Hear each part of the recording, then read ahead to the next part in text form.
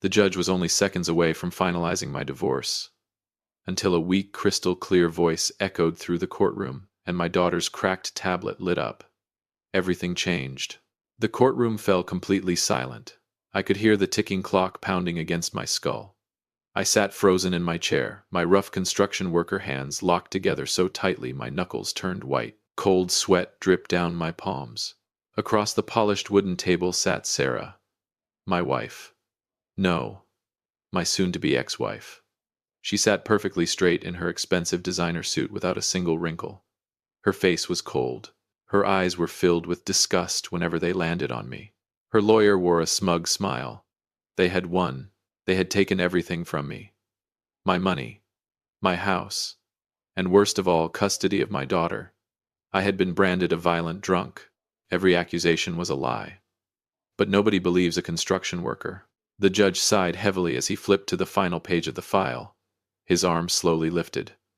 The wooden gavel hovered in the air, ready to destroy what remained of my life. One strike would separate me forever from the little girl I loved more than my own heartbeat. My chest tightened. I closed my eyes and prepared myself for the end. Welcome back to Dad's real-life revenge.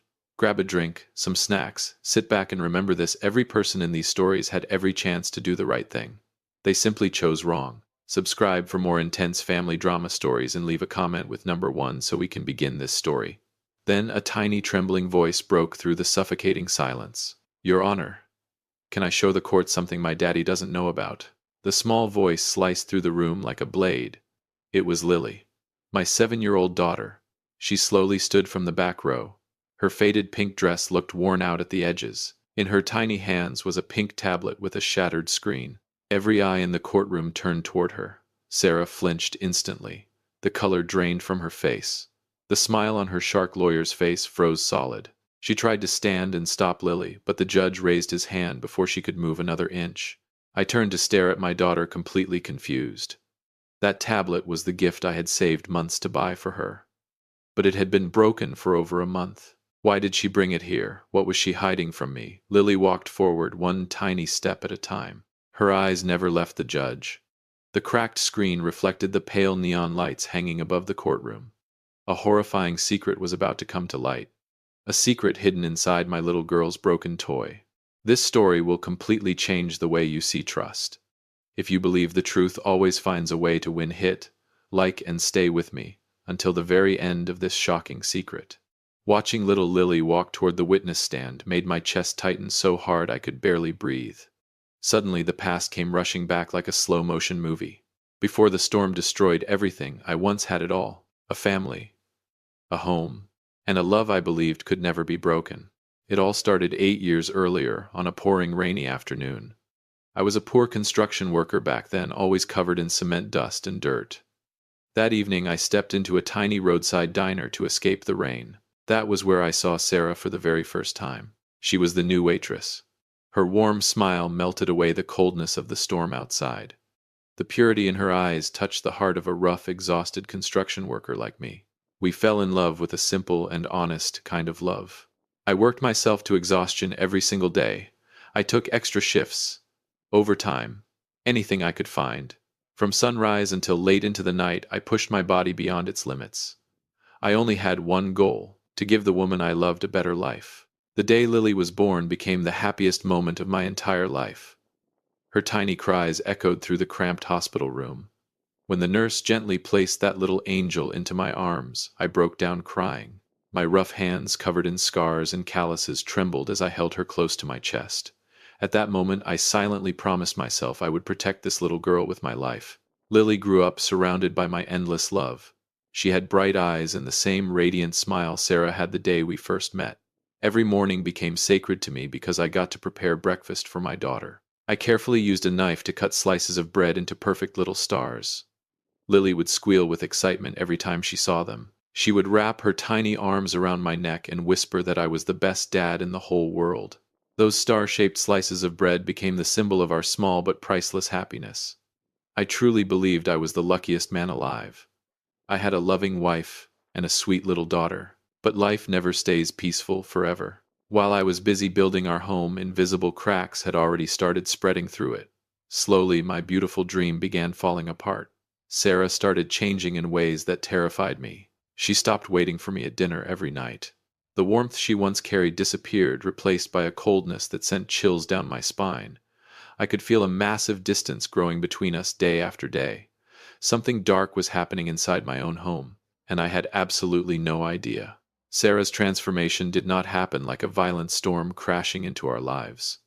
It was more like an invisible current slowly eating away at the foundation of our home piece by piece. At first, the changes were so small I almost ignored them. A quiet sigh every time I walked through the front door, covered in mud and cement dust. A cold pull away whenever I tried to hug her after a long, exhausting day at work. Then Sarah announced she had joined a book club. I was actually happy for her. I thought she needed time for herself after spending endless hours taking care of Lily. But the meetings slowly became stranger. She started coming home later and later. Midnight became normal, sometimes even later. Whenever I asked about it, she snapped at me immediately. She accused me of trying to control her life. One night I sat alone in the dark living room waiting for her. Every light in the house was off except the pale glow from the street lamp outside the window. The clock struck 1 in the morning. Then I heard the sound of keys unlocking the front door. Sarah stepped inside quietly. I stood up to help carry her bag. But the moment she walked past me, a strange scent hit me straight in the face. It was not perfume, not flowers, not air freshener. It was men's cologne. Strong, expensive, sophisticated. The kind of scent that did not belong anywhere near the world of a construction worker like me. I froze completely. Sarah noticed my expression and instinctively stepped backward. Panic flashed across her face for only a second before the coldness returned. I asked her about the smell. She looked at me with open disgust. Then she called me paranoid. She claimed it came from scented oils, used at the cafe where her book club met. I wanted to believe my wife. God help me, I forced myself to believe her. I became desperate to save our marriage. I convinced myself the problem was me. Maybe I worked too much. Maybe Sarah felt lonely. So I started cutting back my hours at the construction site. I accepted less money just so I could come home earlier. I cleaned the house. I cooked all her favorite meals. I washed clothes. I took care of Lily so Sarah could rest. But every effort I made was met with contempt. Sarah stared at the meals I cooked like they disgusted her. She mocked the clothes I wore. She called me a man with no ambition. She told me my presence made her feel trapped. Then came the moment that shattered whatever hope I still had left. One afternoon, I accidentally found a receipt inside Sarah's jacket while doing laundry. It was from an expensive luxury restaurant.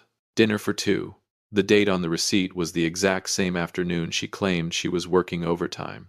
After that, I started noticing strange details everywhere around the house. A luxury car occasionally parked near the end of our street on mornings when I left for work early. And then there were Lily's drawings. Recently, she kept drawing the same strange man over and over again. A man with a thick beard standing beside Sarah. Whenever I asked who he was, Lily became terrified. She quickly hid the drawings and burst into tears. Then she whispered something that nearly stopped my heart. Mommy told me not to tell Daddy. Pain twisted through my chest so violently I could barely breathe. The dream I had built about our happy family was collapsing right in front of my eyes. The invisible cracks had finally revealed their true form. It was betrayal, ruthless and unforgivable betrayal. My suspicions finally received their answer on a horrifying Sunday afternoon. The house was so quiet it felt unnatural. Lily was asleep in her tiny bedroom. I sat alone in the living room on the same old worn-out couch I had assembled with my own hands 8 years earlier. This was the exact spot where Lily had taken her first steps. The exact corner of the house once filled with laughter and warmth. Then Sarah walked through the front door. She did not remove her coat. She stood directly in front of me like a stranger. Her eyes were ice cold. Without saying a word, she threw a thick stack of papers onto the wooden table. The sound cracked through the silence like a gunshot. I lowered my eyes. Divorce petition. The words stabbed straight through my chest like a blade. Slowly I looked up at my wife, but my throat felt too tight to speak. Sarah stared directly into my eyes. Her voice was calm in the cruelest possible way. She said our marriage had been a mistake. She said she could no longer live with a rough, poor construction worker like me. I fought to stay calm. I asked her about the bearded man in Lily's drawings. I asked her about the strange men's cologne from that night. Sarah did not even blink. She denied everything without hesitation. Then she accused me of being paranoid, sick, pathologically jealous. She insisted she had done nothing wrong. According to her, the only reason for the divorce was simple. She no longer loved me. But her cruelty was only beginning. The front door suddenly opened again. A middle-aged woman walked inside wearing a sharp black business suit and carrying a polished leather briefcase. It was Sarah's lawyer. I recognized her immediately. She was famous in divorce court. A shark. The kind of attorney who destroyed people for a living. She calmly walked over and sat beside Sarah. The way she looked at me made me feel less than human, like I was some worthless piece of trash sitting in my own home. Then she started speaking. Her voice was sharp, controlled, merciless. She told me I had absolutely no chance of fighting back. Sarah would take everything, the house, the savings, every asset we owned. But the next words nearly killed me. I would not receive custody of Lily. My entire body went numb. That was the moment I realized this had been planned long before that afternoon. Every cold glance, every late night, every lie. They had been preparing this trap for months, and now they were ready to destroy me with it. I sat there feeling completely alone. I was just a construction worker. A nobody. How could a man like me fight people with money, lawyers, and power? Rage burned inside my chest, so hard it felt poisonous. But underneath the anger was something even worse. Helplessness. The most brutal battle of my life had officially begun the moment those papers hit the table. And just like that, the trap was finally activated. The preliminary court hearing moved so fast I barely had time to breathe. Sarah and her shark lawyer had prepared everything perfectly. They did not just want a divorce. They wanted to destroy me completely. They turned me into a monster in the eyes of the law. Inside the courtroom, the lawyer slammed thick stacks of documents onto the table one after another. Every page was part of a carefully manufactured lie. She stood before the judge and confidently declared that I was a severe alcoholic. According to her, I came home drunk almost every night and destroyed furniture in violent rages. Then she presented receipts from a convenience store near our house, showing repeated alcohol purchases under my name. I stared at those papers in shock. I had never bought any of it. That was when I realized Sarah had secretly used my credit card for months to build fake evidence against me. But they were far from finished. Next came the accusations of domestic violence. Sarah suddenly broke into tears and showed photographs of bruises covering her arms. My entire body went cold when I saw them. I had never once laid a violent hand on my wife. Not once. I instantly understood what had happened. Either she had hurt herself, or the other man had done it. And now they were blaming me. But the deadliest blow came last. They accused me of being an absent father. The lawyer held up years of construction work timesheets like they were evidence in a murder case. Every overtime shift, every long workday, every sacrifice I had made to provide for my family was twisted into proof that I neglected my daughter. They claimed I lacked the moral character to raise a child. I looked toward the judge desperately, but his expression had already changed. He looked at me with disappointment. Suspicion. The weak explanations of a construction worker meant nothing against carefully organized paperwork and rehearsed accusations. Then the temporary ruling came down. It felt like a death sentence. I lost temporary custody of Lily. I was only allowed to see my daughter once a week under strict supervision from a social worker. I walked out of the courthouse feeling hollow inside. Rain poured from the sky in violent sheets. I climbed into my old pickup truck, but never started the engine. I just sat there alone in the darkness while the rain hammered against the roof like fate itself was mocking me. Then I reached toward the back seat. Lily's old brown teddy bear was lying there. It was the stuffed animal she hugged every single night while sleeping. Her soft scent still lingered faintly in the fur. That was the moment everything inside me finally broke. I pulled the teddy bear tightly against my chest and collapsed forward onto the steering wheel, sobbing uncontrollably. I cried for the unbearable injustice of it all. I was a good father. I loved my daughter more than my own life. So how could liars steal her away from me so easily? The rage and helplessness inside my chest became almost impossible to contain. I swore to myself I would never give up.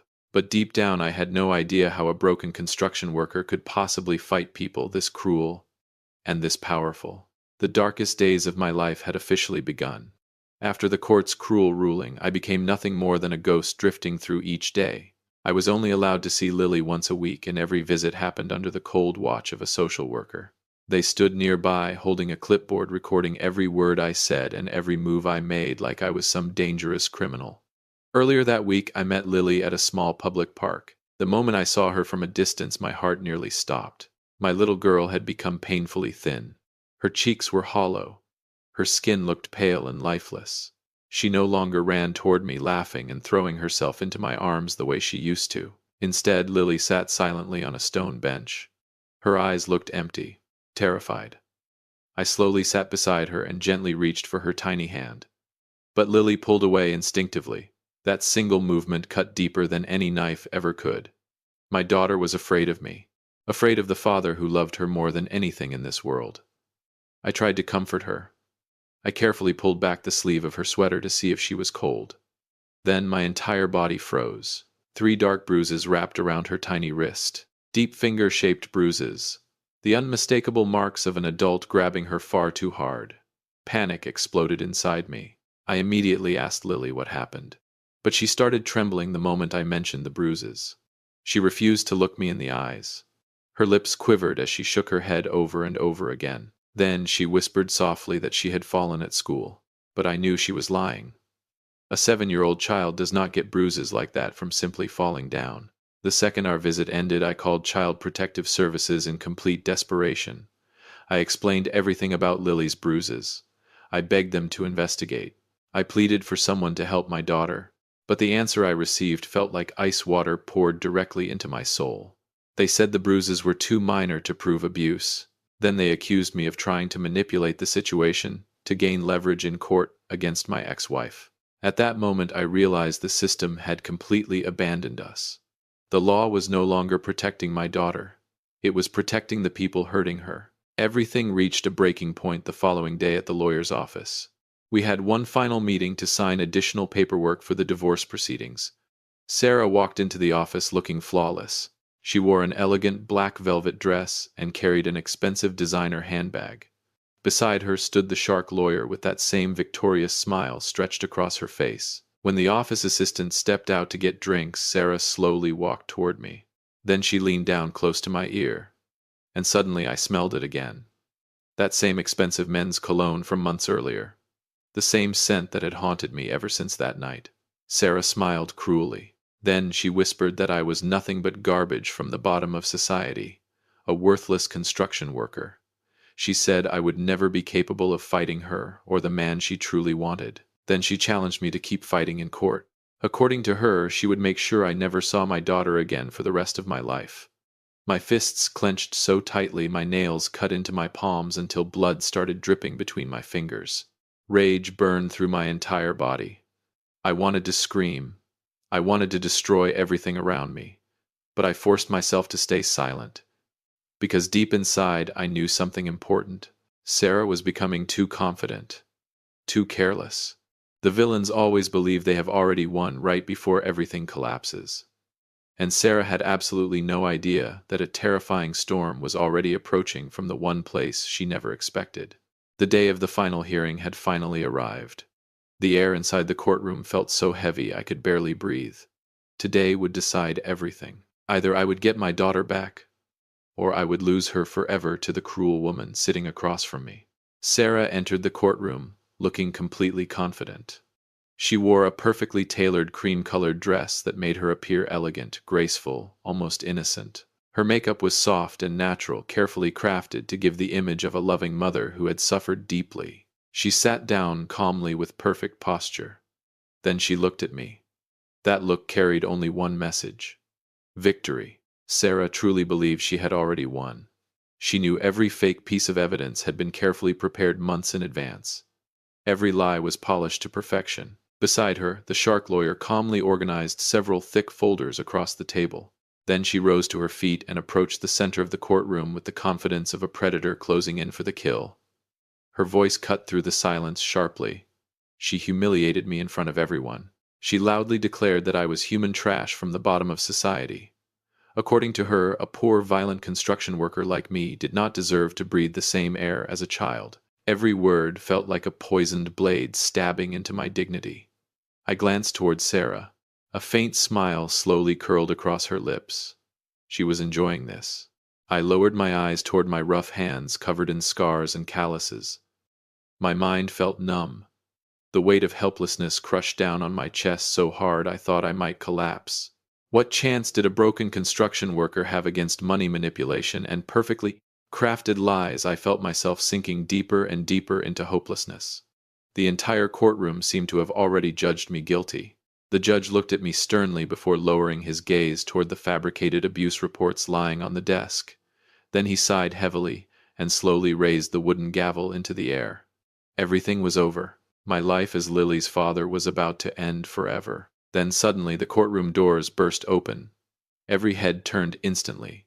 Lily walked inside, holding her old pink tablet with the shattered screen clutched tightly against her chest. The same broken tablet no one had cared about for months. My 7-year-old daughter slowly raised her tiny hand and looked directly at the judge. "Your Honor, may I say something?" The entire courtroom fell silent.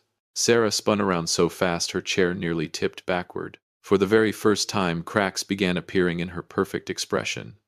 Panic flashed openly across her face, because whatever was hidden inside that broken little tablet terrified her. The judge slowly nodded.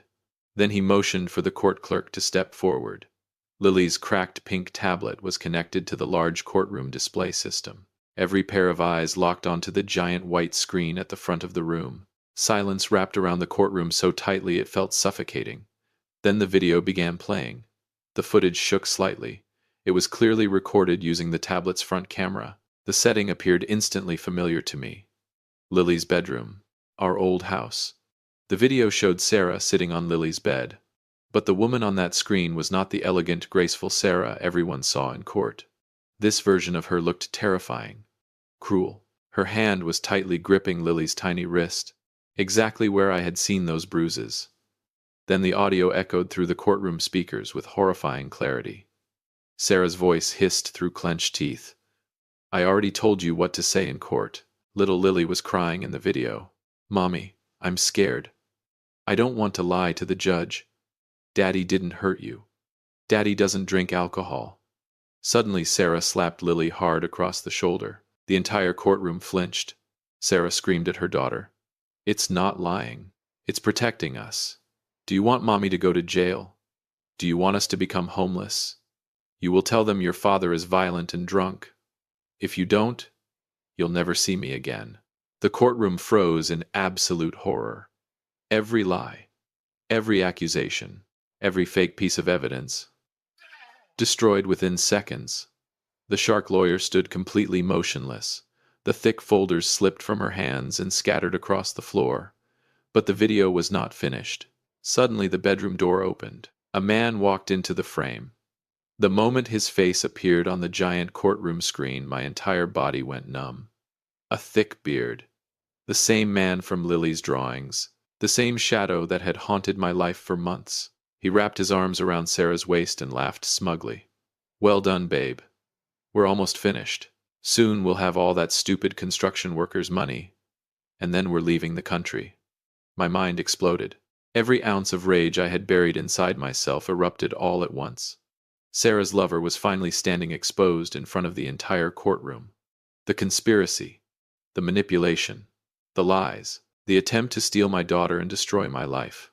Everything had finally been dragged into the light. I slowly turned towards Sarah. Can you imagine what I felt in that moment? I was trembling. Not from fear, not from sadness, from rage so powerful it made my entire body shake uncontrollably. The courtroom fell into a terrifying silence. Only Sarah's panicked breathing could be heard. Her perfect cream-colored outfit suddenly looked pathetic. Her shoulders trembled violently. Tears streamed down her face. But this time, those tears were not part of an act. These were tears of pure terror. The terror of someone whose mask had finally been ripped away in front of the world. The judge slowly removed his glasses. The disgust in his eyes was impossible to hide. Then he looked toward the shark lawyer, who now stood frozen with her head lowered, too ashamed to even speak. Bang! The judge slammed the gavel onto the wooden desk like a thunderclap. Then his voice echoed across the courtroom. All accusations against the father are hereby dismissed immediately. My chest nearly stopped moving. But the judge was not finished. He ordered court officers to arrest Sarah and her bearded accomplice on the spot for falsifying evidence, child abuse, defamation, and conspiracy to commit fraud. 2 officers immediately stepped forward. The sound of metal handcuffs clicking together echoed coldly through the room. Sarah completely lost control. She sobbed hysterically while grabbing the edge of the table. Then she turned toward me with desperate eyes begging for help, calling my name over and over again. But I said nothing. I simply pulled Lily into my arms and covered her eyes gently with my hand, because no matter what Sarah had done, I did not want my daughter to witness her mother destroyed like this. The evil had finally paid the price for its crimes. The truth had won. Relief exploded inside my chest so violently I almost collapsed. I held Lily tightly and silently thanked that broken little tablet for saving both our lives. But just when the legal nightmare finally seemed over, one final secret suddenly emerged, a secret even bigger than everything that had already happened, and it would change the fate of my daughter and me forever. The DNA test report lay silently on the table. The result was impossible to misunderstand. Lily and I shared no biological connection. Sarah had deceived me from the very beginning. The little girl I loved more than my own life was another man's child. My mind spun violently. It felt like the entire world had collapsed around me all over again. Slowly I turned toward Lily. She sat quietly in the corner of the room with tears filling her wide eyes. She looked terrified, terrified that I would abandon her. I walked toward her and slowly knelt down. The moment our eyes met, Lily let out a tiny sob and threw herself into my arms. She wrapped her little arms tightly around my neck and whispered through her tears, "Daddy, please don't leave me. You're the one who stayed and raised me. You're my real daddy." A tear rolled down my cheek. I held my little angel as tightly as I could. And suddenly, the truth about blood no longer mattered. The real thing was the love we had shared for 7 years. The real thing was every morning I carefully cut slices of bread into little stars for her breakfast. The real thing was every bedtime story, every hug, every laugh, every sacrifice. I smiled softly as peace slowly filled my heart for the very first time in months. And in that moment I understood something profound about life. Blood does not make someone a parent. Love does. The truth always finds its way into the light eventually. And people who plant storms in the lives of others will one day be destroyed by storms of their own making. Have you ever been betrayed by someone you trusted the most? Share your story below so we can give each other strength. And do not forget to turn on notifications for more emotional stories coming soon from Dad's real-life revenge.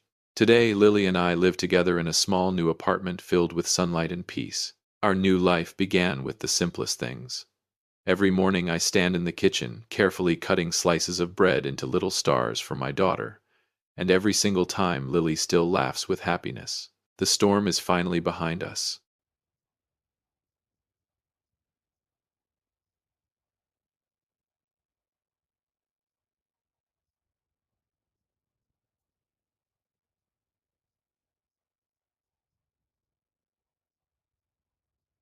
Don't talk to him. He's just our butler. The words slipped lightly from Jessica's mouth, but they cut through the warm Thanksgiving dinner like a knife. I froze in place, the tray of red wine trembling slightly in my hands. 35 guests, wealthy neighbors, and my son's business partners fell silent all at once. They looked at me with a mixture of pity and disgust, as if I were an unwanted stain on their expensive carpet. I glanced at Marcus, my only son. He avoided my eyes, slowly rotating the crystal glass in his hand. Instead of standing up for the father who raised him, he stepped closer, leaned toward my ear, and whispered in a cowardly tone, "Dad, please don't embarrass us. Just go along with it, okay?" The blood in my veins seemed to freeze. In this house I was no longer a father, no longer a grandfather, and certainly no longer a person. I was just an old piece of furniture, a ghost lurking in the corner of the room there, only to serve the illusion of their glamorous life. I suddenly laughed out loud because the man who was paying their mortgage and their credit cards was about to teach them a very expensive lesson. Welcome back to Dad's Real Life Revenge. Grab a snack, sit back, and remember the people in these stories always had every chance to do the right thing. They simply chose not to. Leave a comment, and don't forget to subscribe. You're going to like it here. My name is James. I'm 65 years old. 10 years ago, after my wife passed away, I sold my chain of auto repair shops and gathered everything I owned so I could move in with my son. Marcus and Jessica kept saying they wanted to take care of me in my old age. They painted a picture of a happy three-generation family living together in a spacious mansion worth $1,200,000. But the reality was a painful slap in the face. What they didn't know or chose to forget was that I was the one who signed the check to buy this house. They didn't know that the balance in my bank account was still growing every day, with nearly $4 million from smart investments. They saw me in the gray butler's uniform that Jessica forced me to wear, and they assumed I had nothing but dependents. Jessica was an ambitious and vicious woman. She had established a kind of military regime inside the house, where I was pushed down to live in the damp basement next to the laundry room. Every morning I had to wake up at 5 to prepare breakfast, polish the floors, and do all the chores a professional housekeeper would demand a high salary for. But to them I was free labor. At today's party, the humiliation reached its peak.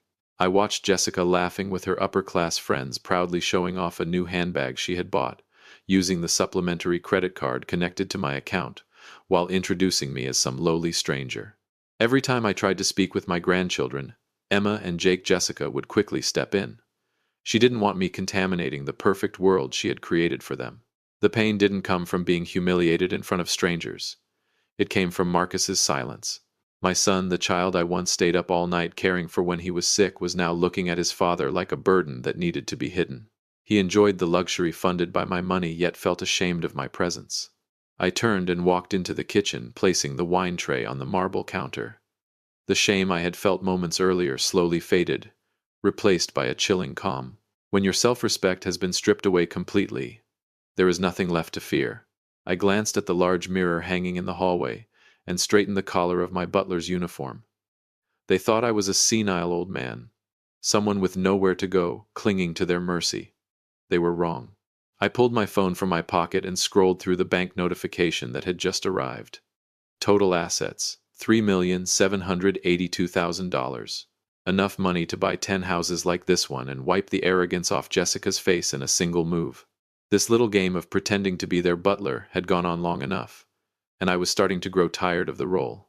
They believed they held my life in the palm of their hands, but in reality I was the one holding their financial oxygen. One click, that was all it would take, and all that glittering luxury outside would collapse like a sandcastle before the tide.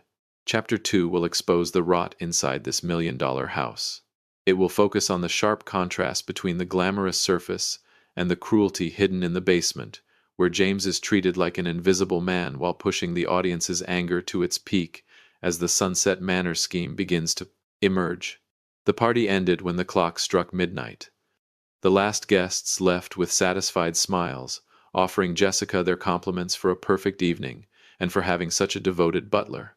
The moment the front door slammed shut, the smile on Jessica's face vanished, instantly replaced by the cold expression I knew so well. She tossed a dirty napkin at me and snapped that I should clean up the mess in the living room before I was allowed to go to bed. I worked in silence. At 65, my joints were no longer as flexible as they used to be, but I still bent down to pick up every crumb of cookie and wiped every streak of red wine from the hardwood floor. The master bedroom upstairs once belonged to me, the place where my wife and I had dreamed of a peaceful old age together. Now it was the territory of Jessica and Marcus. And me. I walked down the narrow, steep, dim staircase that led to the basement. My room was next to the furnace and the washing machine. It was so small it barely held a single bed and an old wardrobe. There was no window, no fresh air, only the constant rumble of the washing machine through the night and the damp smell of the earth. Jessica called it a space-saving solution, but I knew the truth. She simply wanted to push me out of sight so I wouldn't ruin the elegant image of the house. The next morning I woke up to Jessica pounding on my door. She stood there with her hands on her hips, ordering me to take Emma and Jake to school because her car was in the shop. As I held my grandchildren's hands and walked them to the car, I leaned in, about to hug them the way I always did. But Emma, my 8-year-old granddaughter, suddenly stepped back. She looked at me with frightened eyes and said quietly, Mom said we're not allowed to stay too close to you. She said you're a scary servant, and that your brain is broken. A child's words can cut deeper than any knife. Jessica hadn't just turned me into a servant, she was poisoning my grandchildren's minds, turning me into a monster in the eyes of the people I loved most.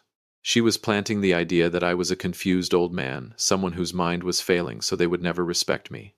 It was the most refined cruelty a person could commit, stealing a grandfather's place in his grandchildren's hearts. They thought I was an old piece of furniture that needed to be thrown away. What they didn't know was that I held the combination to the very safe they had been dreaming about their entire lives. That afternoon, while I was cleaning the hallway on the second floor, I accidentally overheard a heated argument coming from Marcus's office. I was about to walk away, but the name Sunset Manor slipping from Jessica's mouth made me stop. I hid behind the thick wooden door and held my breath as I listened. "You have to sign this application," Marcus Jessica hissed through clenched teeth. "We can't keep him here forever. He's starting to lose his mind. Yesterday he even broke the Ming vase in the living room. Do you know how much that vase was worth?" Marcus hesitated. "But that's my dad. He paid for this house, Jessica. We can't just shove him into a nursing home when he's still perfectly healthy." "That's our money now," Marcus Jessica snapped coldly. "Just look at it, the joint account is running dry. If we send him to Sunset Manor, we can declare him legally incompetent. Once that happens, all of his investment portfolios and savings accounts will belong to us legally. I've already done the research. Sunset Manor is a very discreet place. They have their ways of making sure old men like him never walk out and cause trouble again." My chest tightened as I heard the long silence from my son. That silence hurt more than any insult. Marcus was thinking. He was weighing my entire life's fortune against his duty as a son. Then he sighed a sigh of surrender. "All right. But we have to do it carefully. We'll need a doctor to confirm early-stage dementia." Her words cut through the air like a blade. They were planning to use the very money I had spent my entire life building, to lock me away in a prison for the elderly, a place where I would be forgotten until the day I died. To them, I wasn't a father who deserved care. I was a financial obstacle that needed to be removed.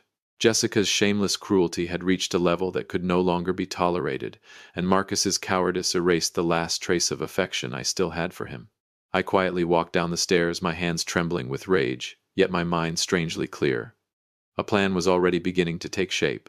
They wanted to play games about legal competency. They wanted control over my finances. Fine. I would show them exactly where the true power of money really lies.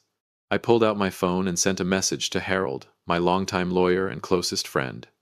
"Harold, I need you to prepare a few documents. It's time to activate the backup plan. And remember, keep everything quiet until the very last moment." I looked out through the small basement window where the only thing visible was the feet of people walking back and forth along the sidewalk. I had lived in the shadows for too long, endured too much, hoping that one day my son would wake up and realize what he was doing. But today that hope died. I was no longer a forgiving father. I was a millionaire protecting what belonged to me. Would Marcus choose his wife, or the father who raised him?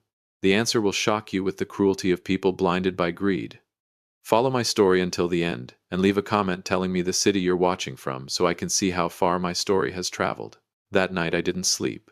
I sat on the narrow single bed listening to the washing machine rumble and the laughter of Marcus and Jessica upstairs. They were opening an expensive bottle of champagne, probably celebrating the fact that their Sunset Manor plan was about to become reality. What they didn't realize was that every sip they drank tonight would become a bitter debt they would pay for the rest of their lives. My quiet revenge had officially begun, and the first card I was about to play would be the one that would make them drop to their knees in shock. They thought they were cornering me. In truth, they were only building the walls of their own prison. This game was no longer about humiliation. It was about justice. And the justice of a man who has nothing left to lose is the most terrifying kind of justice there is. Chapter 3 will mark James's transformation from a man who endured everything into a calm, calculating hunter.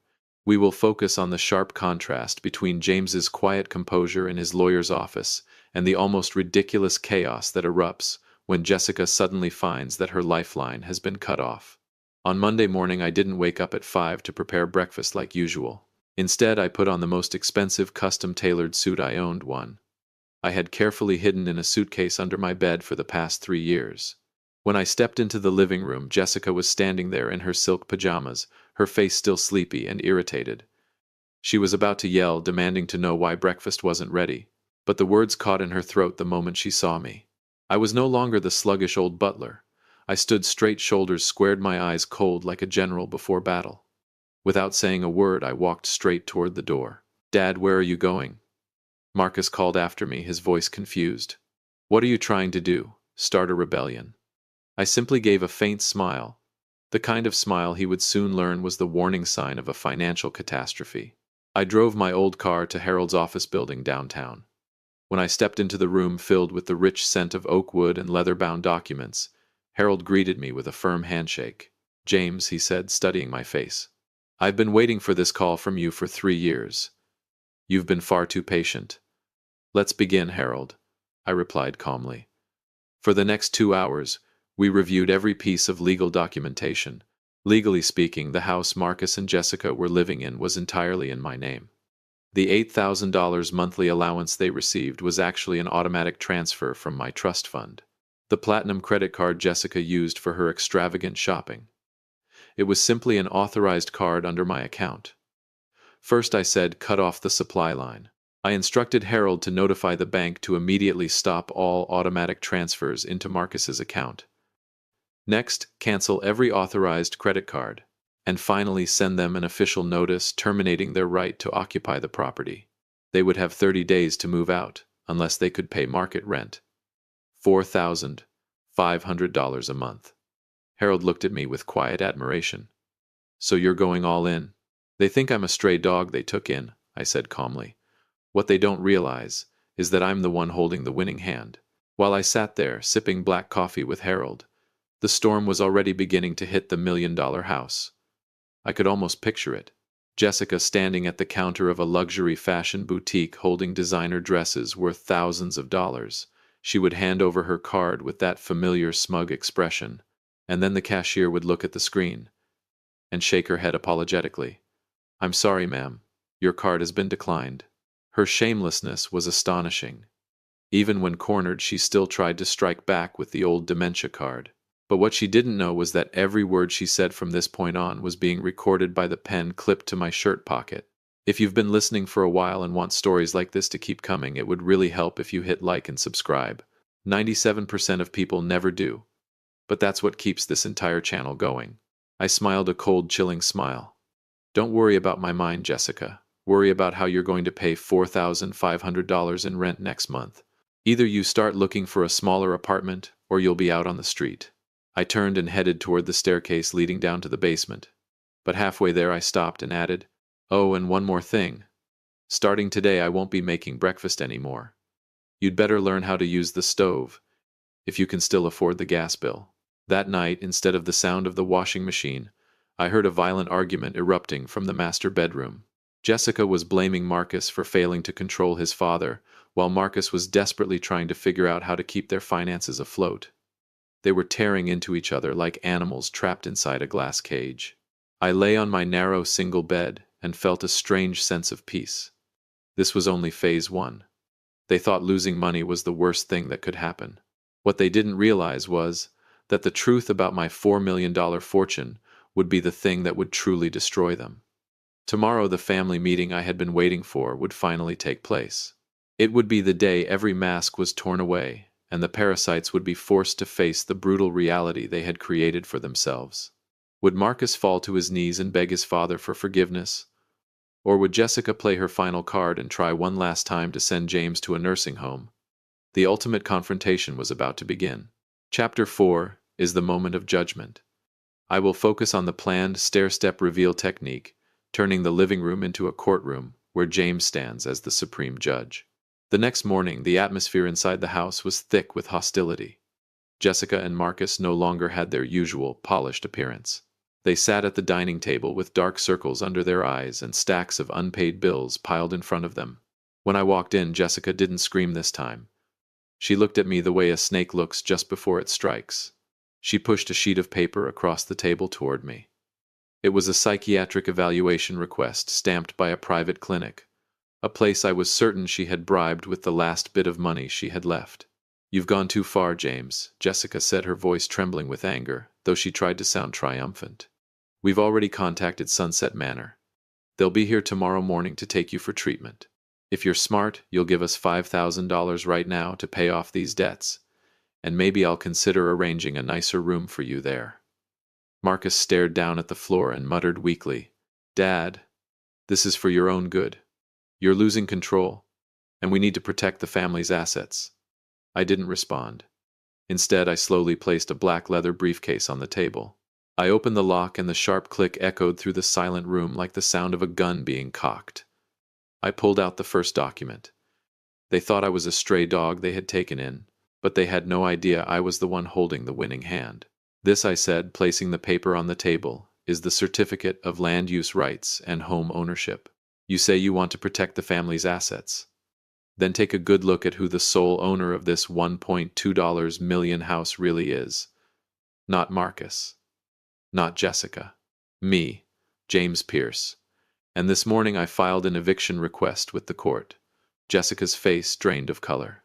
She grabbed the document with trembling hands, her expression shifting from pale to ghost white. Marcus's mouth fell open.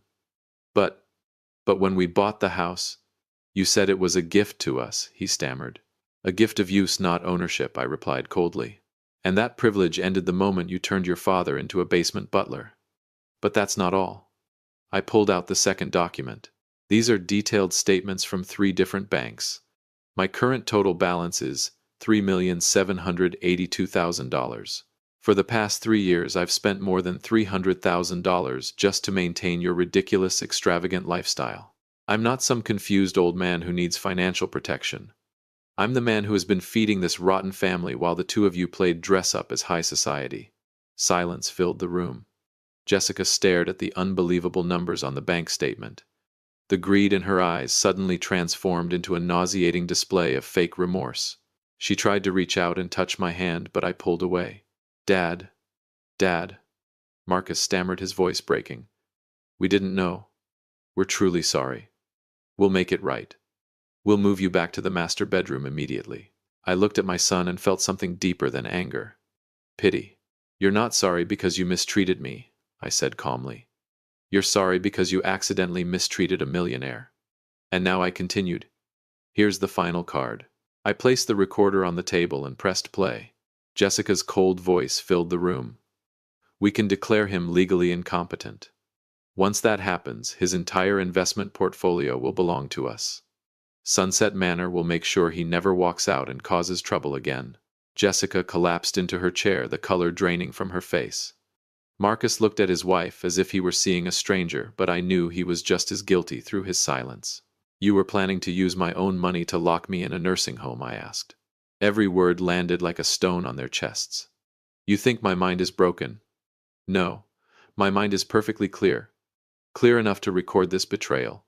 I've already sent that recording along with evidence of elder abuse to my lawyer and the police. If you've listened this far, do us one small favor.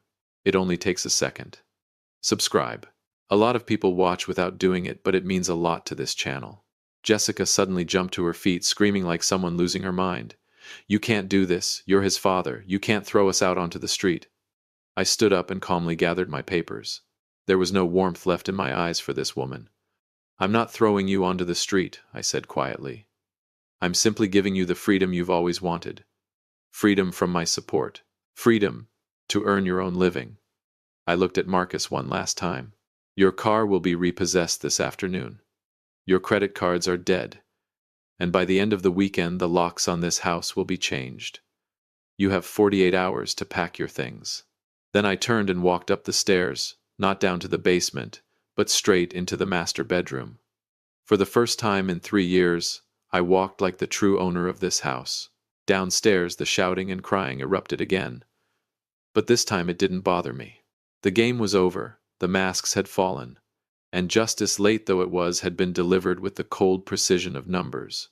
What do you think about the way James turned the tables? Will Jessica accept defeat?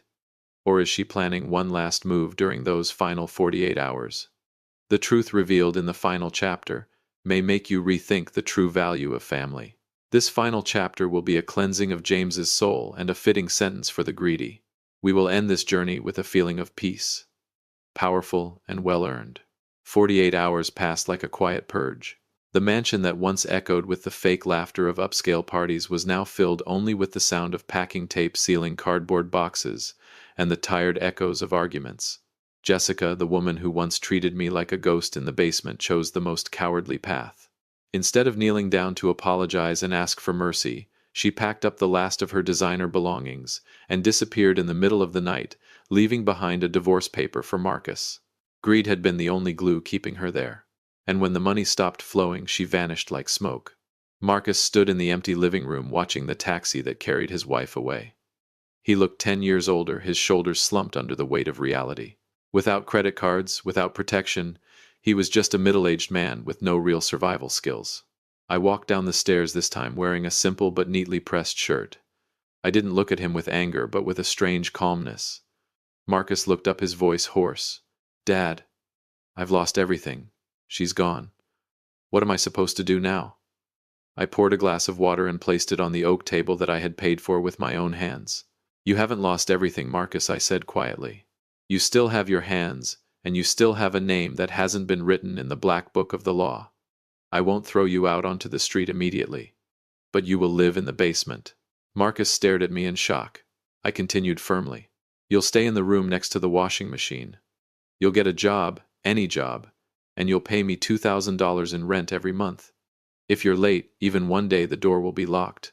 If you complain once you're out, this is the only way you'll find the identity of the man you lost during those years of blind indulgence." For the first time in many years, I saw Marcus cry. Not the fake tears of manipulation, but the tears of a child who had finally realized how terribly wrong he had been. Without saying a word, he picked up his suitcase and walked down to the basement, the place that had once been my home. I returned to the master bedroom and opened the windows wide, letting the sunlight pour in. I took out the photograph of my wife and placed it carefully on the dresser. I had kept my promise to her. I didn't allow our son to become completely ruined, but I also refused to let myself be trampled. Subscribe to the channel so you won't miss more hard-earned lessons about dignity, family, and the true cost of betrayal. My story may make many people angry, but it carries a harsh truth about life.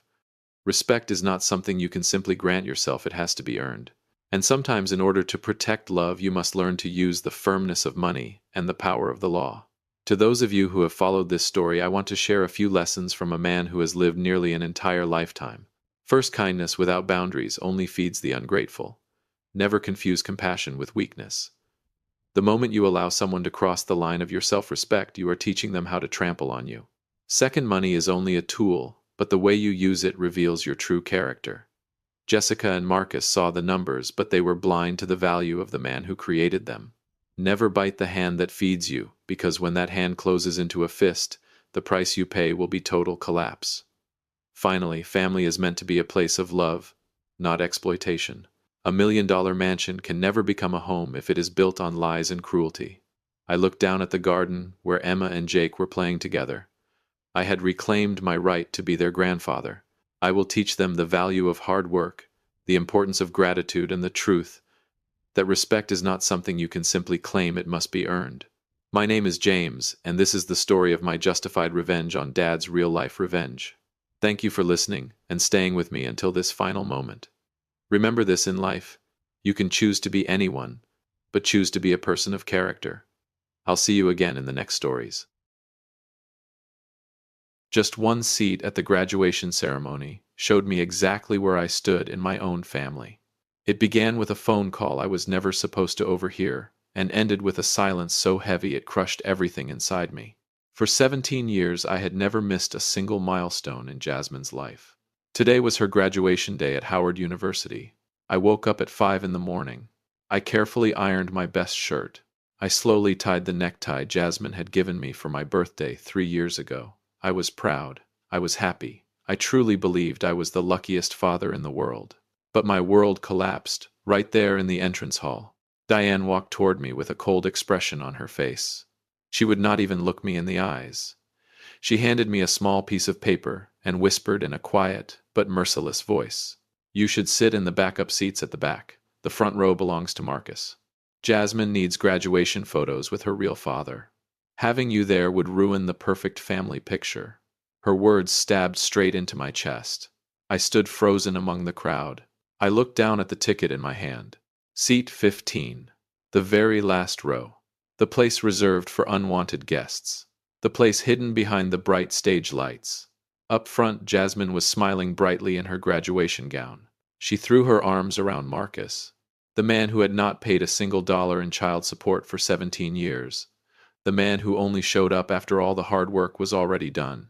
"Dad, I did it," Jasmine shouted happily. And she was not talking to me. I stood there, holding a bouquet of deep red roses. I had handpicked every single flower for my daughter. Without realizing it, I squeezed the stems tighter and tighter. Sharp thorns pierced deep into my skin. Warm blood trickled down, slowly, soaking through the silver wrapping paper. But that physical pain meant nothing compared to the humiliation tearing through my soul. Had I really spent my entire life raising a child with my own blood, sweat, and sacrifice, only to be treated like a stranger in the end? Welcome to Dad's Revenge Real Life. Don't forget to leave a comment and subscribe to the channel. You are going to love it here. Betrayal does not always come like a slap across the face. Sometimes it comes when the people you love ask you to step aside so someone else can enjoy the rewards of your sacrifice. I turned around and walked away. I left behind their fake laughter and hollow happiness. The thunderous applause echoing through the halls of Howard University sounded unbearable to my ears. I sat alone on an ice-cold stone bench outside the campus. The blood on my palms had already dried into dark stains. Memories from the last 17 years came flooding back like a slow-moving film, crushing my chest with every passing second. Jasmine was 7 years old that year. She came home sobbing because other children mocked her crooked teeth. Seeing my little girl cry tore me apart inside. Diane looked at me and sighed. Braces at that time cost more money than we could possibly afford. But I promised my daughter I would give her the best life I could. And I kept that promise. That was when my endless nights at the frozen warehouse began. My shift started at 10 at night and ended at 6 the next morning. I carried heavy boxes weighing dozens of pounds inside temperatures below freezing. My body trembled constantly. My fingers ached every time the weather changed. My back hurt so badly there were mornings when I could barely stand upright. But every month when I saw the savings growing little by little, I smiled. My love for this family was never built on sweet words. It was written in cold numbers on bank statements. Numbers bought with my sweat and blood. I denied myself everything so Diane and Jasmine could live comfortably and never feel inferior to anyone else. I believed my sacrifices were building a strong and loving home. But I was wrong. I was building a magnificent castle on sand. And sand always washes away. Today's betrayal was not sudden. It had been growing quietly for 17 years, fed by my own silence and tolerance. They had become so used to receiving my sacrifices that they no longer saw them as sacrifices at all. To them, my pain had become normal, expected. If you have ever felt taken for granted after giving someone everything, you had hit the like button. I slowly stood up. Then I threw the blood-stained bouquet of roses into a trash can beside the road. My patience had finally reached its limit. Did they really think I would continue sacrificing myself quietly in the shadows forever? No. My plan to reclaim justice began at that exact moment. The train of their perfect lives was about to crash downhill. The second the silent driver me finally let go of the wheel. I drove back to our house. My mind was completely numb, but my chest burned with rage. For 17 years I had lived inside a world built on cruel contradictions. I finally realized that I had only ever been the silent worker behind the curtain while someone else played the hero making empty promises. When Jasmine was 14, she dreamed of joining the city's professional ballet academy. The tuition for that prestigious arts program was outrageously expensive. Marcus showed up one evening carrying a bright red rose. He smiled confidently and promised Jasmine he would pay every cent of her tuition. Jasmine nearly exploded with happiness. She threw her arms around him, took pictures together, and posted them all over social media. Thousands of people liked the photo beneath the caption, "The best dad in the world." But 3 days later, the tuition bill arrived at our house. Marcus blocked Diane's phone number. Then he disappeared, without a trace. I was the one who quietly pushed my only motorcycle to a pawn shop and sold it to pay for Jasmine's classes. For an entire year, I walked to work through rain, snow, and freezing winds because I no longer had a vehicle. Jasmine never knew the truth. She still believed the money came from Marcus. And I stayed silent, because I did not want to destroy the image of her biological father in her heart. My sacrifices had slowly turned me into air inside that house. And air is invisible. Nobody notices air until they start suffocating. Diane and Jasmine were always dazzled by Marcus's flashy promises and fake charm. They treated my sweat, exhaustion, and money as something ordinary, something expected. When Marcus bought a cheap bracelet, they treasured it like priceless gold. When I provided an entire stable life, they treated it as nothing more than the duty of a servant. This injustice had to end. Marcus's fake brilliance and their endless ingratitude had pushed me to the edge. They had no idea that the true face behind all those promises was about to be exposed in the most brutal way possible. And this was only the beginning. The breaking point came when Jasmine received her acceptance letter to Howard University. The tuition was an enormous burden. And just like every other time, Marcus appeared right on cue. He promised he would take care of everything. But 1 week before enrollment, he suddenly vanished again. He sent a short message claiming his investments had failed and that he was bankrupt. Jasmine cried until her eyes were swollen. Diane nearly lost her mind with panic. And once again I stepped in to carry the weight they could not bear. I made the decision to withdraw every dollar from the retirement fund I had spent half my life building. That money was supposed to protect me in old age. My hands trembled as I signed the withdrawal papers, but my heart felt strangely calm. I believed this sacrifice would finally prove the depth of my unconditional love. I believed they would finally understand who had truly stood beside them whenever storms came crashing down. I was wrong. That retirement fund bought me nothing except a betrayal so cruel it had been planned long before I ever discovered it. 1 week before the graduation ceremony, I came home earlier than usual because of severe back pain. The house was quiet. Then I heard whispers coming from the master bedroom. It was Diane. She was speaking to Marcus on the phone. I froze in the hallway outside the door. Diane lowered her voice and said softly, "Don't worry. Everything is going exactly as planned. Once Jasmine graduates, we can finally push that troublesome old man out of the family picture. Without his money, Jasmine never would have finished college anyway. But now she has a good job in the city. He's no longer useful to us." My entire body went numb. Then Diane continued, "We'll move into the new apartment Jasmine rented. You'll finally get to stand beside your daughter as the official father at all the high-class parties. And don't worry about this house. I'll force him to sign it over to me." Every word poured into my soul like freezing water. My ears rang. My heart stopped beating. The woman I had loved and protected for 17 years saw me as nothing more than a machine for money. They had waited for me to bleed myself dry so they could throw me away like a worthless rag the moment they no longer needed me. Do not scream so people can see your pain. Stand up and walk away the moment the graduation ceremony of exploitation begins. Hit like if you agree. That was the moment my patience finally died. The fragile contract called family had already been torn apart by their own hands. I did not cry. I smiled coldly in the darkness. They wanted to erase me from their perfect picture. Fine. But before I stepped out of that picture, I was going to burn the entire canvas to the ground. That night I began preparing a graduation gift that Diane, Jasmine, and Marcus would remember for the rest of their lives. I walked out of the halls of Howard University in complete silence. I did not wait for the graduation ceremony to end. I did not look back at their glowing smiles even once. That night I sat alone in my office. The room was completely dark. The pain inside me had disappeared. All that remained was a terrifying level of clarity. I picked up my phone and made 3 calls before dawn. The first call was to the property management company. I was the sole leaseholder for the luxury apartment Jasmine had rented downtown. In a cold and steady voice, I requested the immediate termination of the lease agreement. I agreed to forfeit the security deposit. The apartment would be reclaimed by the end of the month.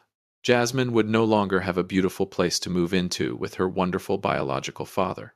The second call was to the bank. I ordered every supplementary credit card belonging to Diane and Jasmine to be frozen immediately. For 17 years, they had used my money for designer clothes, luxury dinners, and glamorous lifestyles. As of tonight, that river of money had officially dried up. I was no longer the devoted husband. I was now a man, enforcing ownership over what belonged to him. The final call was to a real estate agency. The house we lived in had always belonged entirely to me long before the marriage. I instructed the agent to sell it immediately for 10% below market value. My only condition was speed. I wanted every legal procedure completed within 2 weeks. They thought I was just a foolish man who worked himself to death without asking questions.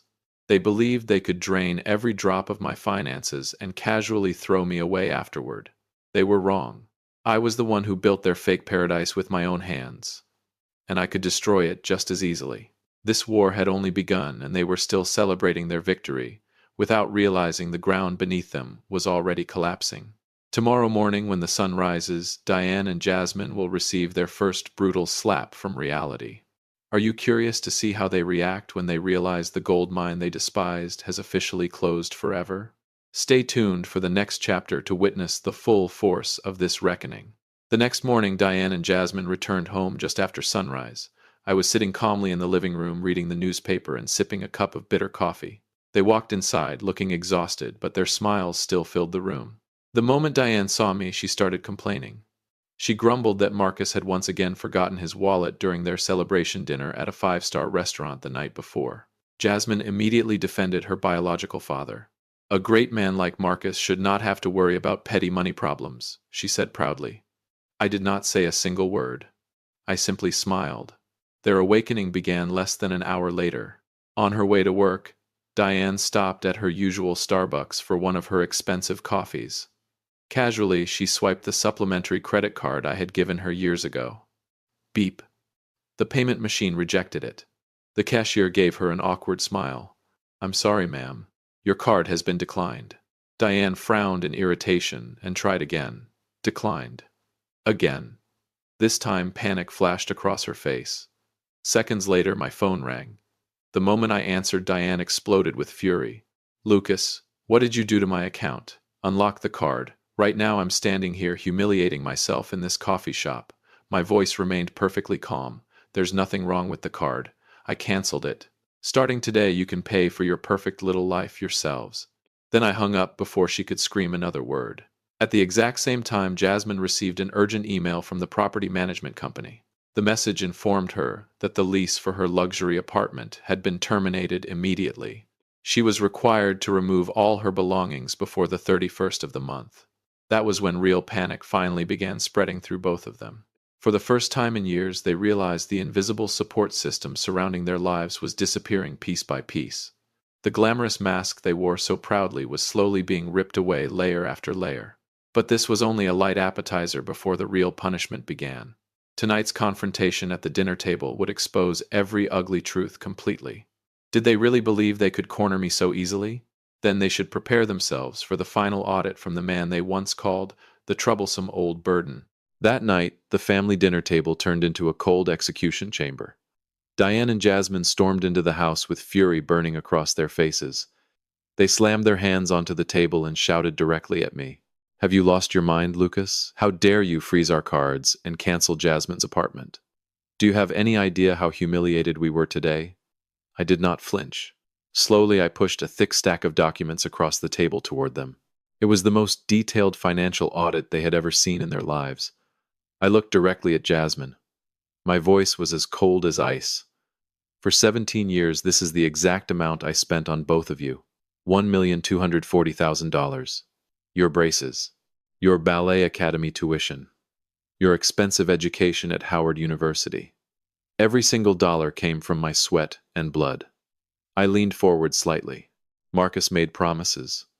I was the one who carried them out. I was the one who emptied his retirement fund so you could hold your head high beside your wealthy classmates. And yet at your graduation yesterday, both of you pushed me to seat 15 in the back row so a man who contributed nothing could stand in the spotlight. Diane let out a mocking laugh. So now you're counting every penny you spent on your wife and daughter. That's pathetic. This house belongs to me too. You can't treat us like this. Without changing my expression, I pulled out one final document. The property ownership papers. And the completed sale agreement. I looked directly into Diane's eyes. This house was entirely mine before we got married. And I already sold it. You have exactly 2 weeks to remove every belonging you own. The new owner takes possession on the 15th. Jasmine suddenly burst into tears. She stared at me with shock, fear, and desperation in her eyes. Dad, Are you throwing me away? Are you still my father? Slowly, I stood up. I looked at the daughter I had once loved more than my own life. Then I answered in a low but unshakable voice. I'm not throwing you away, Jasmine. I'm simply returning you to the place you chose for yourself. The front row beside your biological father. The room went silent. You already planned to erase me from your family picture after graduation. I'm only helping you do it a little sooner. Diane and Jasmine stood frozen in place. Their faces turned pale. Not a trace of color remained. The brutal truth had completely shattered the fantasy they had been living in. But the punishment was still far from over, because the real question had not been answered yet. What would happen when their beloved hero Marcus finally had to face? Diane completely lost control. She screamed hysterically and tore the audit papers into pieces, scattering them across the table like falling ashes. Then she unleashed the cruelest insults she could think of. You're a controlling monster, Lucas. You want to destroy your own daughter's future over a single seat. You're selfish. I watched the shredded papers drift through the air. Inside me, there was nothing left to shake. Diane's rage only proved one thing. They were terrified. Terrified of reality finally arriving at their doorstep. Without saying another word, I walked into my room and returned with the suitcase I had already packed. My voice was calm, cold, and final. You have exactly 2 weeks to leave this illusion behind. Move out willingly or be forced out. Your choice. This house no longer has anything to do with me. Then I walked toward the front door. I did not look back at Jasmine's late tears or Diane's violent outburst echoing behind me. The night air in Annapolis was cold and fierce. I walked slowly down the familiar street leading toward the main road. And there, beneath the dim glow of a streetlight, I saw Marcus's polished luxury car parked at the corner. Marcus leaned casually against it, scrolling through his phone with a smug smile on his face. Maybe he was waiting for Diane to bring him the good news about the house transfer. Or maybe he was fantasizing about his glamorous future, beside a Howard University graduate daughter he had never spent a single dollar raising. This time I walked directly toward him first. The moment Marcus saw the suitcase in my hand, he straightened up nervously. I looked directly into the calculating eyes of the man who had betrayed me for 17 years. Then I smiled. The bill for your perfect family is finally coming due, Marcus. His expression instantly changed. The house is sold. The bank accounts are frozen. Jasmine's apartment is gone too. So starting tomorrow, you'll be the one paying for their glamorous lifestyle. I adjusted my grip on the suitcase and stepped closer. Good luck. Marcus's confident expression collapsed into pure shock. His mouth opened slightly, but no words came out. I turned around and walked away without waiting for a response. The game of switched roles was finally complete. Now the man who made promises would have to carry the full weight of 2 ungrateful people with empty pockets. And without my money holding everything together, the true nature of their parasitic relationship would finally be exposed. The next 6 months would become a living hell that stripped every layer of fake love away one by one. How long do you think Marcus will stay loyal once the gold mine disappears forever? 6 months passed quickly. I moved to Annapolis and settled into a quiet little coastal town. I bought an old woodworking shop and started over from scratch. There were no more complaints from Diane. No more crushing financial pressure. My hands were now covered with sawdust paint stains and rough calluses from carving wood instead of bleeding from rose thorns. For the first time in many years, my soul finally found peace. Late one evening, my phone vibrated softly. A text message appeared from an unfamiliar number, but I immediately knew who it was. Jasmine. She sent me a screenshot of a bank transfer. $500. Below it was a short message. Dad, this is my first paycheck. I'm sending you a small part of it to repay what I owe you. I'm sorry for everything that happened. I hope you stay healthy. I stared silently at the screen for a long time. Surprisingly, I felt no hatred, no triumph either, only a strange sense of calm. For the first time in her life, Jasmine had begun to understand the value of hard work. She finally understood what it meant to earn money with sacrifice and exhaustion instead of taking it for granted. Through a few old acquaintances, I eventually learned what happened after I left. The truth revealed itself almost immediately. Just as I predicted, Marcus abandoned Diane within the very first week, after discovering she no longer had a house savings or financial security. He disappeared as quickly as he had once appeared. Marcus never wanted responsibility. He only loved comfort funded by someone else. Diane and Jasmine were forced to rent a tiny apartment on the outskirts of the city. For the first time in years, they had to face rent payments, utility bills, groceries, and financial stress completely on their own. But the greatest punishment was never poverty. The greatest punishment was forcing them to face reality without my silent protection standing behind them. Only after the glamorous curtain finally fell did they realize the man they looked down on had been the very person keeping them from collapsing into the abyss. Every debt of loyalty and betrayal had finally been settled. But my story does not end with revenge. Because inside this small woodworking shop lies the most important lesson I want to leave behind for all of you. Stay with me for the final reflections, because if you are also living through injustice, abandonment, or silent sacrifice, you may discover the path that finally sets you free. The soft scent of pine wood drifted through my small woodworking shop in Annapolis. The golden evening sunlight stretched across the handcrafted benches I had built with my own hands. I wiped the sweat from my forehead and quietly admired my work. After 17 long years, my journey had finally ended in a silence filled with dignity. I may have lost a fake family, but I finally found myself again. Standing inside this workshop, I learned 3 painful lessons about life. The first lesson is about self-worth. Never measure your value based on the approval of ungrateful people. The second lesson is about respect. Love without respect is nothing more than a cruel form of emotional parasitism. And the final lesson is about kindness. Never allow your kindness to become an unlimited free service. The more easily you sacrifice yourself, the more people begin to treat your pain as your obligation. I looked at the simple wooden chair I had just finished building. It stood firm and strong. It was not sitting in seat 15 behind anyone else's spotlight. It belonged on a stage built by my own hands.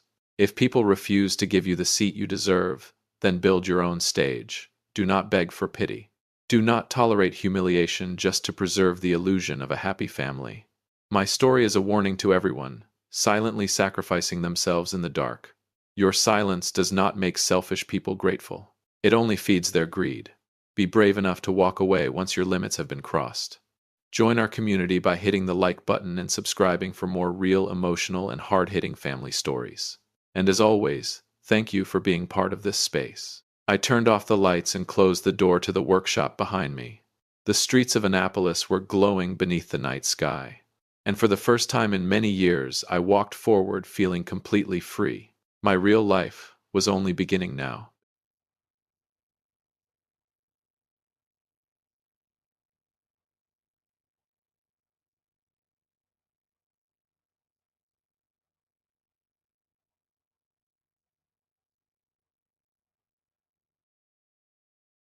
I looked at my son. Bennett held the small bottle and tilted it slightly. I smiled at him, my heart overflowing with emotion. I had no idea the foundation of my house was collapsing. 1 drop, 2 drops, 3 drops. Bennett carefully counted exactly 11 drops of the colorless liquid into my glass of water. I picked up the glass. I looked into the eyes of the son I had spent my entire life raising and protecting. I had absolutely no suspicion. I lifted the glass to my lips and drained it in one gulp as the two of them watched. I drank every last drop of the liquid that would soon break every joint in my body. I set the empty glass back on the table. A few peaceful minutes passed. Then a strange sensation began to rise from deep within my throat. It was a bitter taste mixed with a cold metallic flavor. The warm room suddenly became suffocating. I began to feel as though an invisible force was pushing my body off its axis of balance. Welcome back to Dad's real-life revenge. Grab a glass of water, a few snacks, make yourself comfortable, and remember the people in these stories had every opportunity to do the right thing, they simply chose not to. Leave a number 1 in the comments so we can continue the story, and hit subscribe, you're going to enjoy this one. It all began on a cold November afternoon. The chill of a Boston winter crept through every street corner. My phone rang. It was Bennett, my eldest son. His voice sounded unusually warm on the other end of the line. He invited me to his house for Thanksgiving dinner. He said Meredith, his wife, had prepared a very special roasted turkey. He said they missed me. He said a 73-year-old man living alone like me needed the warmth of a family gathering. I was genuinely happy. The loneliness of an elderly widower can easily be eased by a few words of feigned concern. I put on my most elegant suit. I drove through the familiar streets with a heart full of anticipation. I thought about my grandchildren. I thought about an evening gathered around candlelight. Bennett's house was in the suburbs, looking solid and perfect. From the outside, it resembled a structure with no flaws in its design. The golden light shining through the windows created an overwhelming sense of peace. Bennett opened the door and embraced me, the embrace of an only son. Meredith smiled and welcomed me from the kitchen. The aroma of food filled the air. I sat down at the dinner table, proud as I looked at the son I had raised into a successful man. I had no idea that beneath the foundation of this warmth, an undercurrent of betrayal was preparing to swallow me whole. The weight of greed had already begun pressing down on their consciences, exceeding the load-bearing capacity any human soul should have. But at that moment I was still nothing more than a blind old father, completely trusting the people who shared my blood. Dinner began in what seemed to be a perfect atmosphere. Meredith kept placing food onto my plate. She wore a radiant smile, but with the experience of an engineer I sensed something unusual. That smile was too perfect.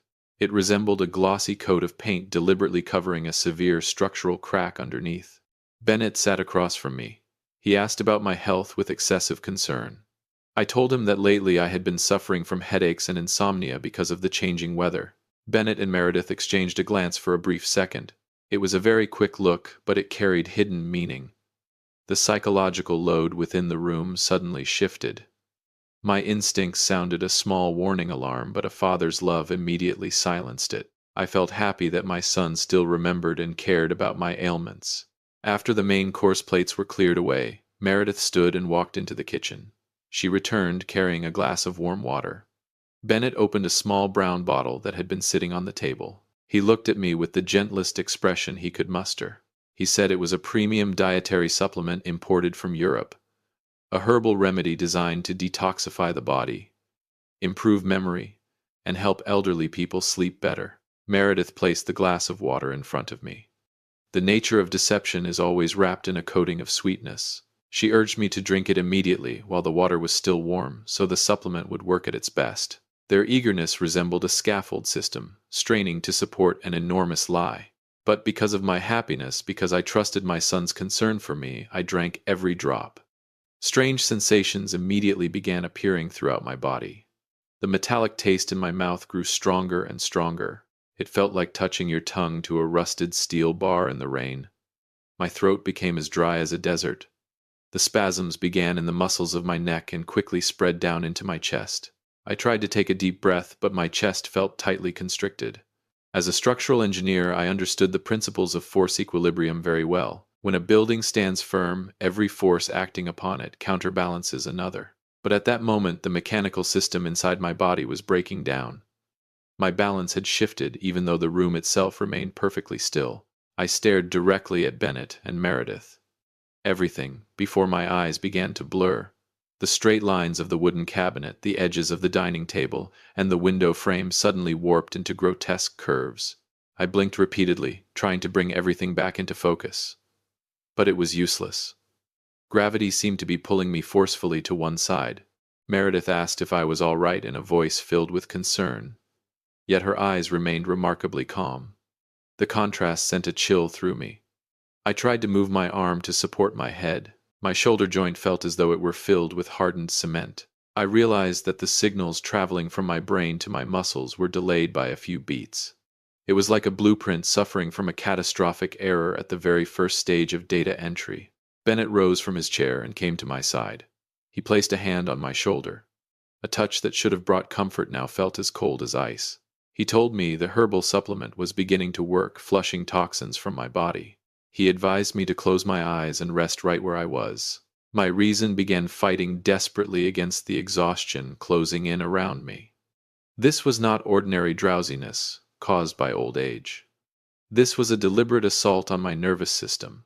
An abnormal load was intentionally forcing the entire structure of my body into surrender. I felt like an aging building enduring a violent earthquake without any preparation whatsoever. I tried to regain my clarity by focusing on the smallest details in the room. I noticed a wall clock. Its ticking echoed in my ears like the rhythmic strikes of a hammer. Time itself seemed to be slowing down. My confusion transformed into overwhelming fear when I saw a faint smile appear on Bennett's lips. The thirst reached an unbearable peak. My insides felt as though they were being scorched by those 11 drops of liquid. I needed water. I needed something pure to wash away the poisonous taste. I gripped the edge of the table and used every ounce of strength I had to stand. My legs buckled immediately. I had to cling to the wall to keep from collapsing. I stammered that I wanted to go to the bathroom and splash water on my face. Bennett started to follow me, but I waved him away. I needed to escape their watchful eyes, if only for a few minutes. I staggered down the dark hallway. Every step felt like laying a foundation on sinking ground. I did not go into the bathroom. Instead, I turned into the empty kitchen in search of a glass of water. But it was there, while trembling as I searched for a clean cup, that my eyes accidentally landed on a strange object tucked deep inside the corner of a half-open kitchen cabinet. In the dark corner behind the foul-smelling trash can, a small piece of silver foil reflected the flickering kitchen light. I dropped to my knees on the ice-cold tile floor. My 73-year-old hands trembled violently as I picked it up. It was a partially torn blister pack. The name of the drug was printed in cold black letters: scopolamine. My mind felt as though it had been struck by a sledgehammer. As an engineer, I have always searched for answers based on tangible facts. I immediately pulled my phone from my jacket pocket. My fingers frantically tapped across the screen, searching for information about the drug. Each line of text that appeared felt like a crack tearing through every shred of trust I still had left. Scopolamine, also known as the devil's breath, a substance capable of destroying a person's will. It causes temporary memory loss. It can create symptoms that mimic dementia in elderly people. Users may fall into a compliant state, obeying the commands of others without question. My heart pounded so violently it felt ready to burst from my chest. Hot blood rushed to my head, making my ears ring. Bennett's 11 drops of detoxifying supplement were actually a dose designed to cloud my mind. He did not want to kill me immediately. He wanted to turn me into a fool. He wanted to destroy the logical mind that I had always taken pride in. The pain of betrayal rose into my throat like a chokehold. The son I had once held in my arms. The son for whom I had invested the largest sums of money so he could build the successful career he enjoyed today. Now he was using a dangerous chemical to bore through the last defensive system his father possessed. Their cruelty exceeded every load limit a human being should ever have to endure. I heard soft footsteps coming from the hallway. Meredith was walking toward the kitchen.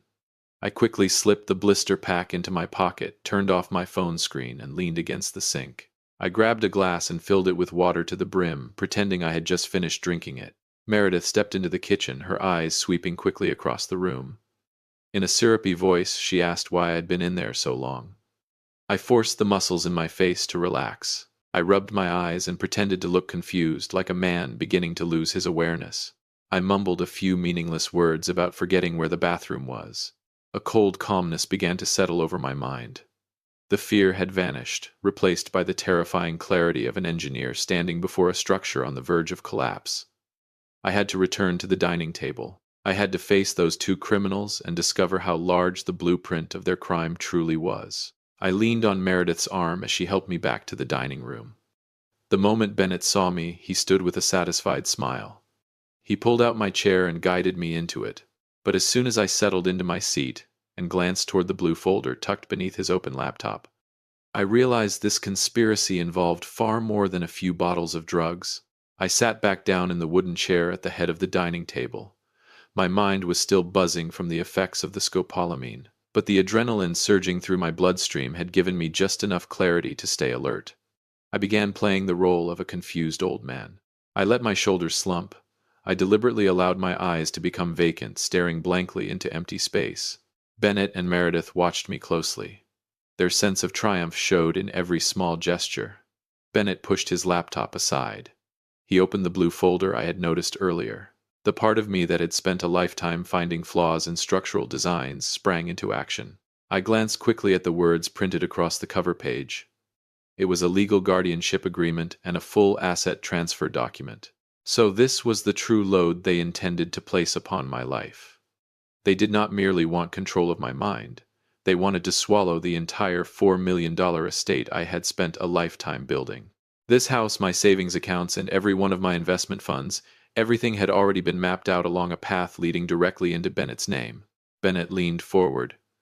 He took hold of my hand, which was pretending to tremble. His voice dropped into a whisper that sounded like the sweet temptation of a devil. He told me I had become very forgetful lately.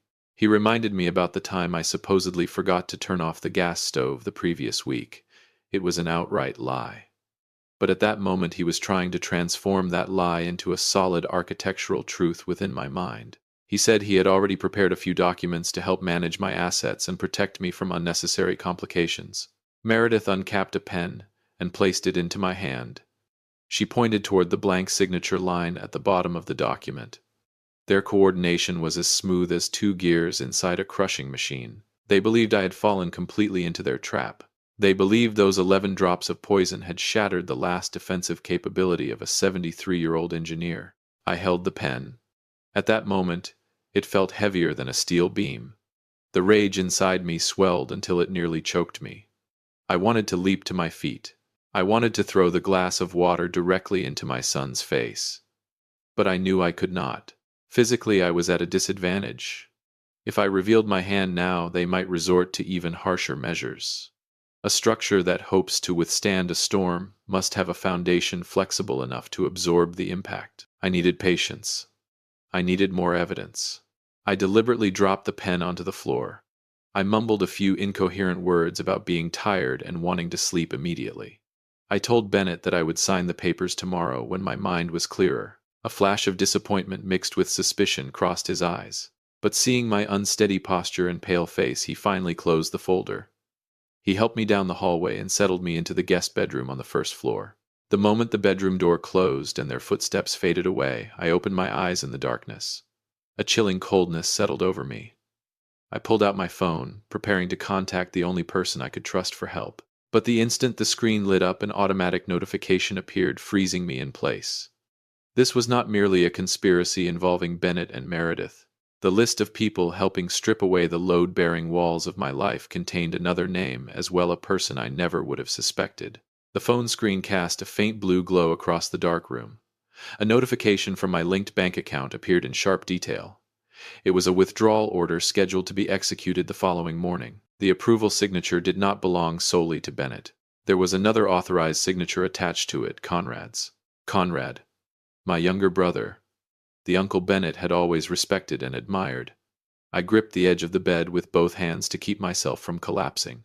A double shock pressed heavily against my chest. The family structure I had spent so many years building had not merely developed cracks, it had been hollowed out completely from within by the people I trusted most. This systematic betrayal exceeded every margin of error I had ever calculated. I took a deep breath to suppress the pain tightening around my heart. I needed an ally. I needed a clear mind armed with legal tools to help me turn the situation around. I dialed Paige, my youngest daughter, who worked as an attorney in Philadelphia. The ringing echoed through the silent night like repeated blows against a rusted sheet of metal. Paige answered on the third ring. Her voice was sleepy at first, but instantly became serious when she heard my weak and broken speech. I did not cry. I spoke with the cold, precise tone of an engineer reporting on a structure on the verge of collapse. I told her about the Thanksgiving dinner, the 11 drops of colorless liquid, the blister pack of scopolamine hidden behind the trash can, and Bennett's blue folder. Paige listened without interrupting. I could hear papers shuffling and the rapid clicking of a keyboard on the other end of the line. The sharp instincts of an attorney had awakened immediately. She told me to remain calm. She warned me not to drink anything else inside that house. She instructed me to preserve the glass of water or anything that might contain traces of the substance as legal evidence. Paige analyzed the situation quickly. She said Bennett's collaboration with Uncle Conrad to seize my assets was clearly a plan that had been in motion for a long time. The blue folder was the weapon they intended to use to strip away my legal independence. If I signed those documents, I would be turning myself into a prisoner inside my own estate. Paige's voice hardened over the phone. She promised to catch the earliest train to Boston before dawn. She told me to pretend to sleep and cooperate with whatever arrangements Bennett made in the morning so that they would not become suspicious. Then we would set a larger trap and catch every one of them. I ended the call. The wall clock struck 2 in the morning. I lay motionless on the bed, staring at the ceiling with wide-open eyes. I could hear Bennett and Meredith whispering quietly in the living room outside. They were laughing. The laughter of people who believed they had already won the game. But this battle was only beginning. The following morning, Paige called me back from an unfamiliar number. Her voice carried unmistakable shock. She had used her professional connections to investigate the legal documents Bennett possessed. What she had discovered involved far more than Bennett and Conrad. Another powerful figure was standing behind the scenes, pulling the strings of the entire ruthless conspiracy. Paige's voice over the phone was as cold as ice. She told me that the test results from the urine sample I had secretly submitted were back. The concentration of scopolamine was 3 times higher than a normal dose. They were deliberately trying to destroy my nervous system as quickly as possible. But the more horrifying discovery was buried within the legal documents Paige had just obtained. Bennett and Uncle Conrad had found themselves a powerful accomplice. It was Silas Thorne, my family's personal attorney for the past 10 years. Silas Thorne was the one who had drafted the fraudulent guardianship agreement. He had falsely certified that I was suffering from severe cognitive decline. I stood frozen in the middle of the room. Silas Thorne knew every corner of my $4 million estate. He understood the structure of my investment funds better than almost anyone. This betrayal was like having the most critical load-bearing wall in a building hollowed out by the very builder who constructed it. Their criminal blueprint was complete. All they needed was my signature, and the tower of my life would collapse at their feet. Everything was finally clear. Bennett wanted money to rescue his software company, which was spiraling toward bankruptcy. Conrad wanted to erase his enormous gambling debts in Atlantic City, and Silas Thorne would receive a generous share from liquidating my properties. It was an alliance of predators circling a 73-year-old man. The pain inside me had now transformed into cold fury. They believed an aging structural engineer could be broken easily. They believed those 11 drops of poison were enough to shift the entire foundation of my reasoning. But they were wrong. When a structure is pushed into its most dangerous state, its backup load-bearing systems activate. I would use my own logic to design a trap for every one of them. I told Paige that I would not run away. I would stay in Boston. I would face them on this battlefield. Paige agreed and immediately began preparing the necessary legal procedures with county law enforcement. The counterattack plan was set in motion. Every detail had to be accurate down to the millimeter. If you've made it this far, then this story has probably kept your attention. Please do us a quick favor, like and subscribe. Leave a number 5 in the comments so I know you've stayed with the story this long, and tell me what you think the final outcome will be to see if your prediction is correct. Many people watch without doing that, but it costs you nothing and means a great deal to us. I stepped out of the bedroom wearing a calm expression. I looked at Bennett and Meredith sitting at the dining table. I gave them a harmless, absent-minded smile and told Bennett that I had thought everything through. I said I wanted to hold a full family gathering on December 16th to formally hand over my will and transfer management of my assets. Bennett's eyes lit up instantly. He immediately called Uncle Conrad and attorney Silas Thorne.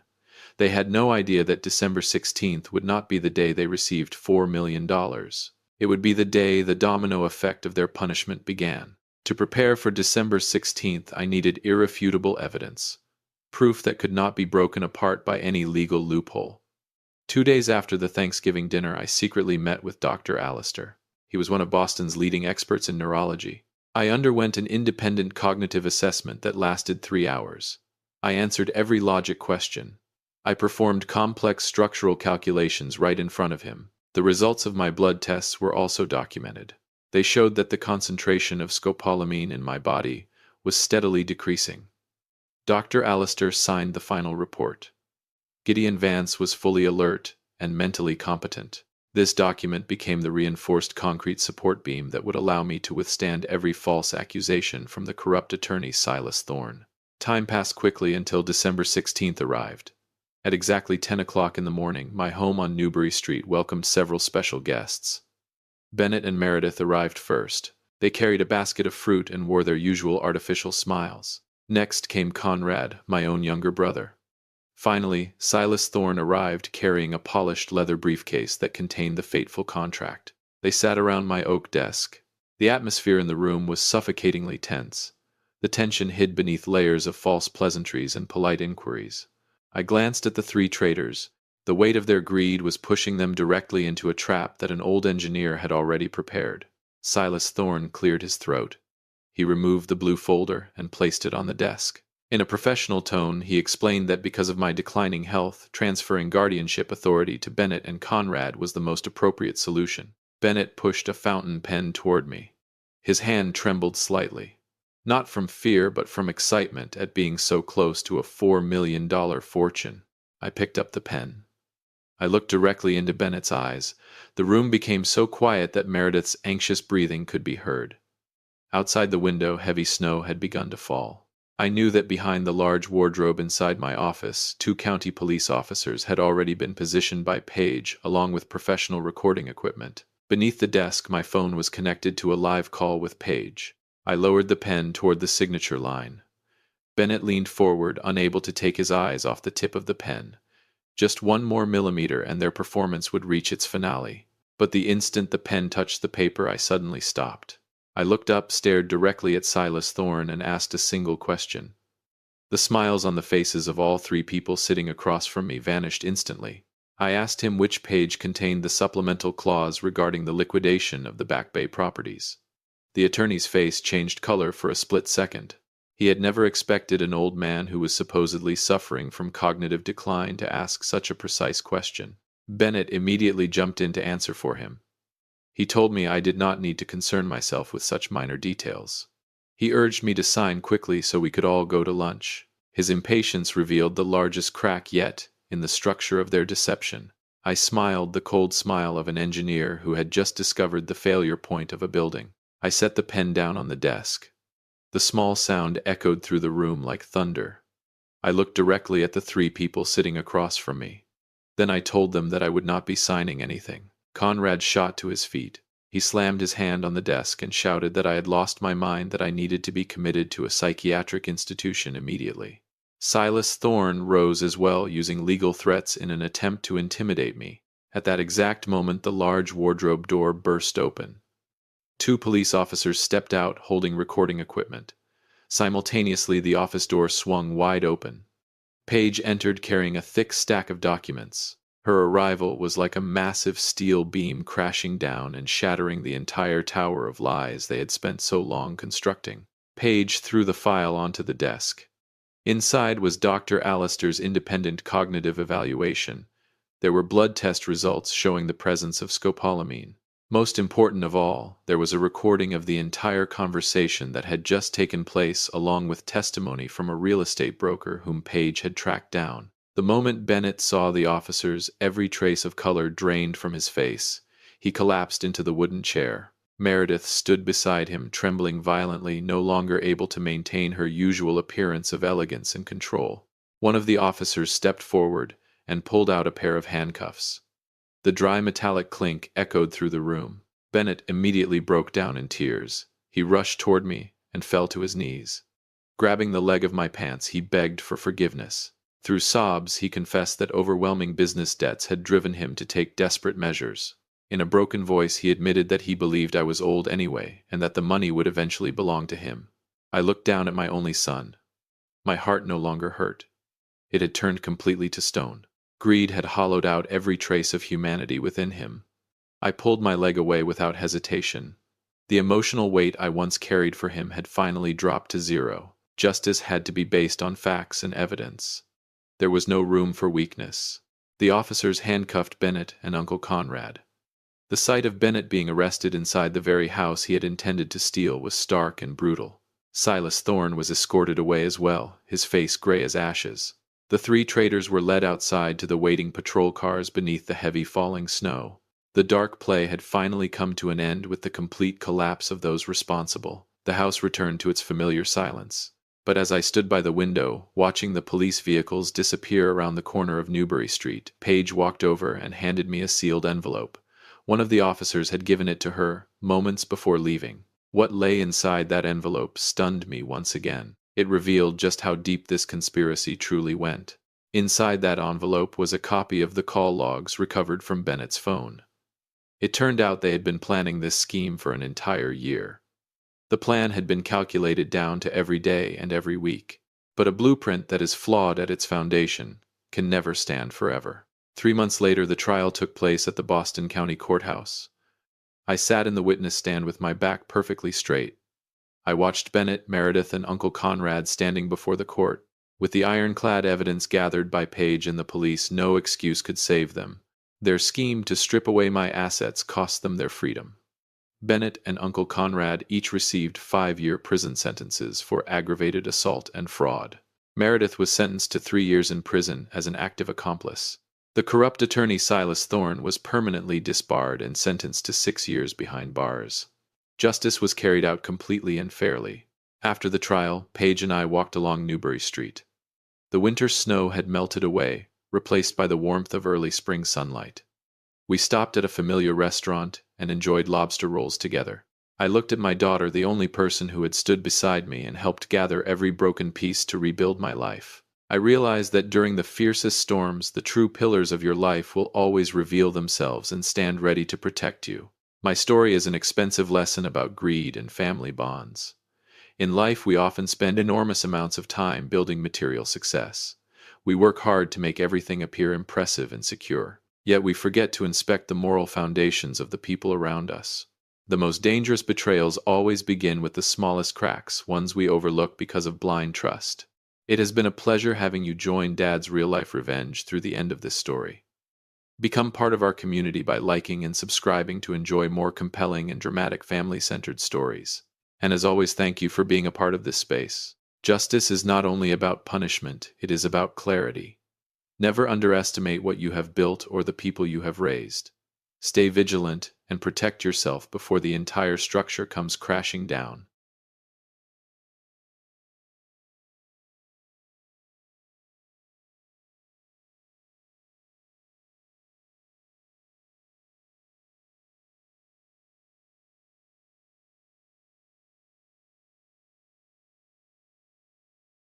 Inside that briefcase was a life I never imagined I'd have.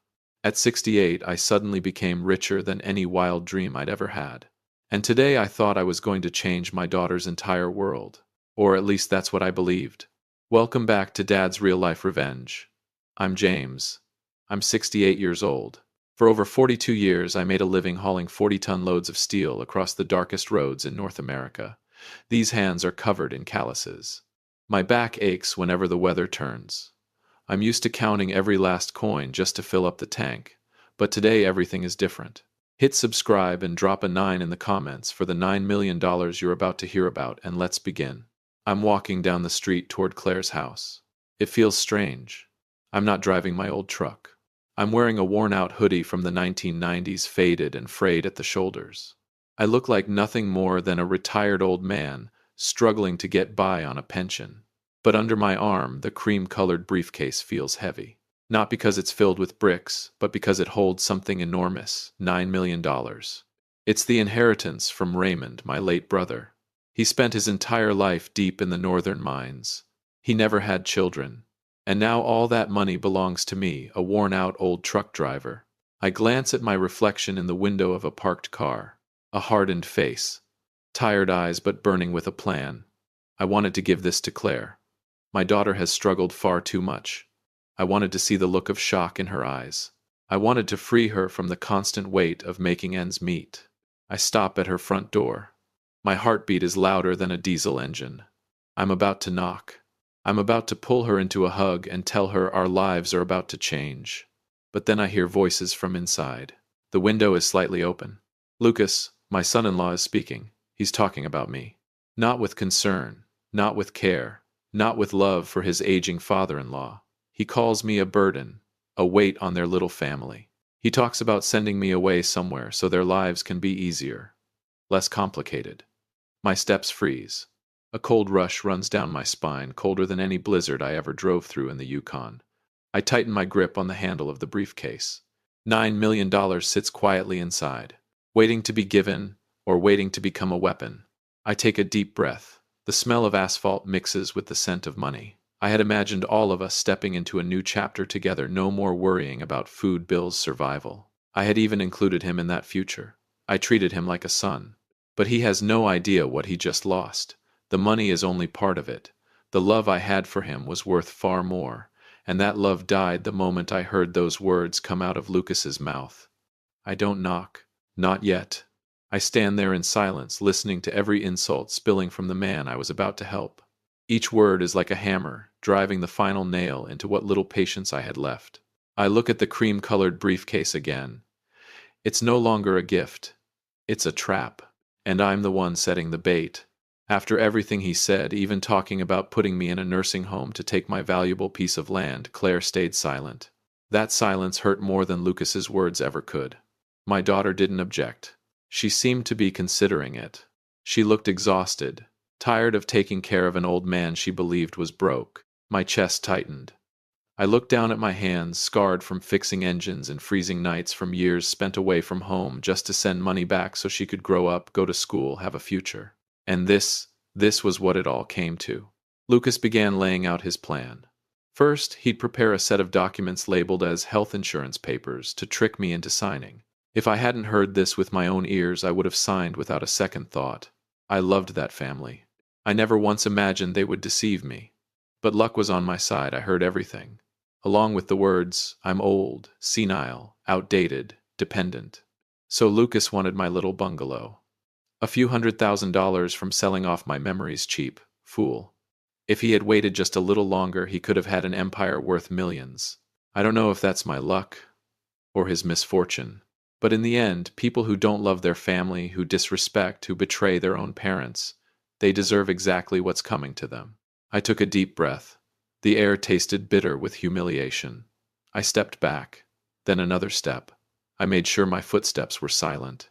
I turned toward my old truck, parked at the corner. The briefcase was still firm in my grip. I wasn't thinking about forgiveness anymore. I was thinking about a lesson for Lucas and for my daughter. I wouldn't yell. I wouldn't cry. I would show him what a senile old man really looks like. I would become the burden he wanted me to be. I would let him tighten the noose around his own neck while believing he was winning. I climbed into the truck. The engine roared to life, rough and dry. I glanced at the house one last time through the rearview mirror.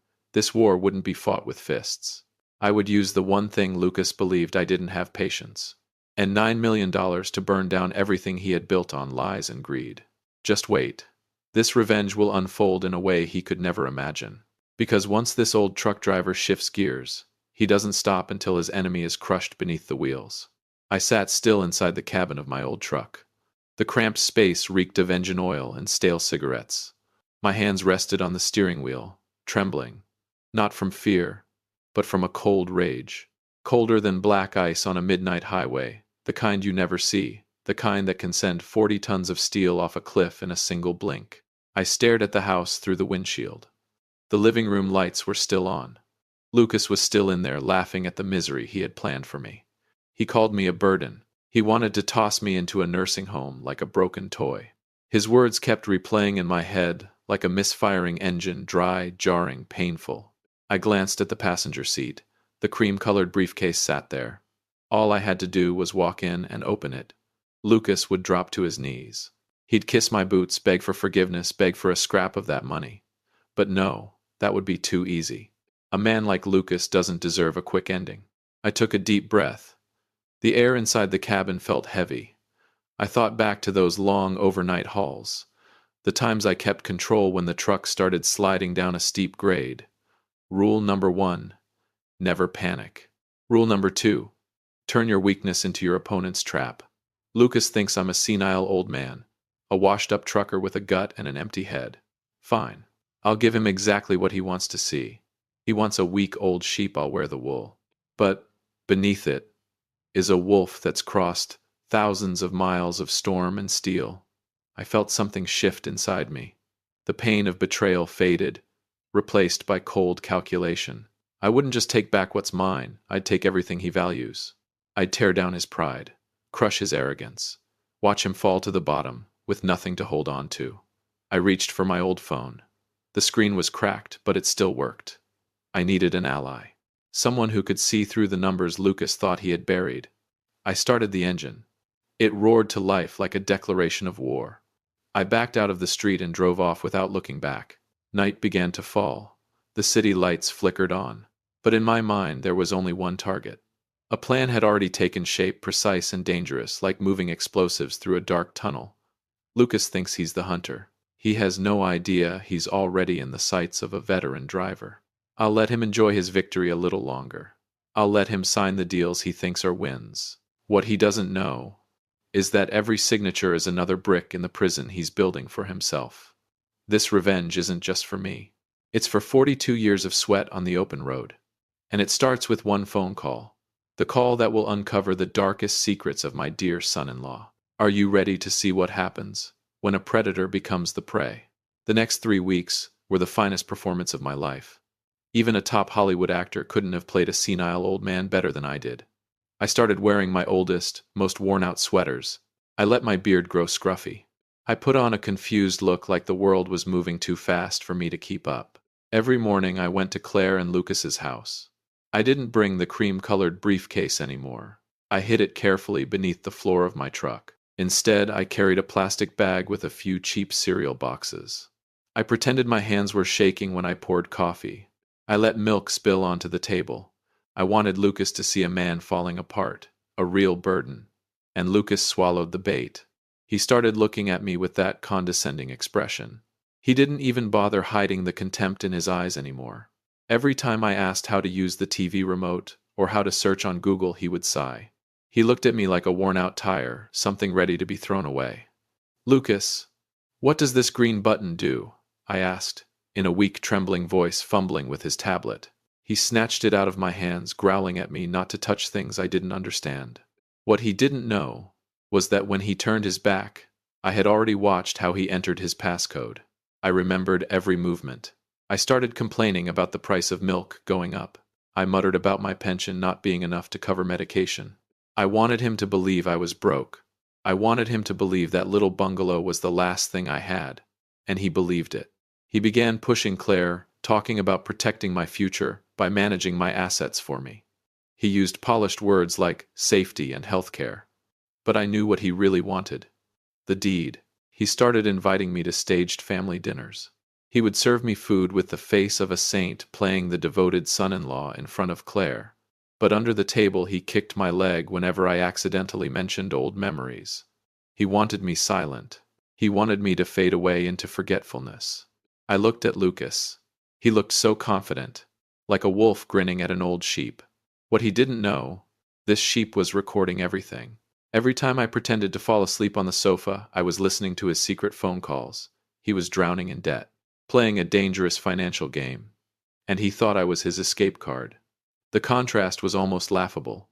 On one side, a man in a polished suit wearing an expensive watch but rotten inside. On the other, an old man in a faded hoodie holding enough wealth to buy his entire company outright. I felt a strange satisfaction, like keeping perfect control on a dangerous mountain road, while the driver behind you speeds blindly into a deadly curve. But I wasn't just waiting. While playing the senile old man, I was moving my pieces. I reached out to someone Lucas would never expect. Someone who could dig through every hidden corner of his bank accounts. Someone who would strip away his polished mask. He thought I was a vein of ore to be mined. He was wrong. I'm the explosive. That night, I sat in the truck cabin again. I opened the cream-colored briefcase. Streetlight spilled in, illuminating the checks and inheritance documents. $9 million. Then I flipped to another file. Everything I had gathered on Lucas over the past 3 weeks.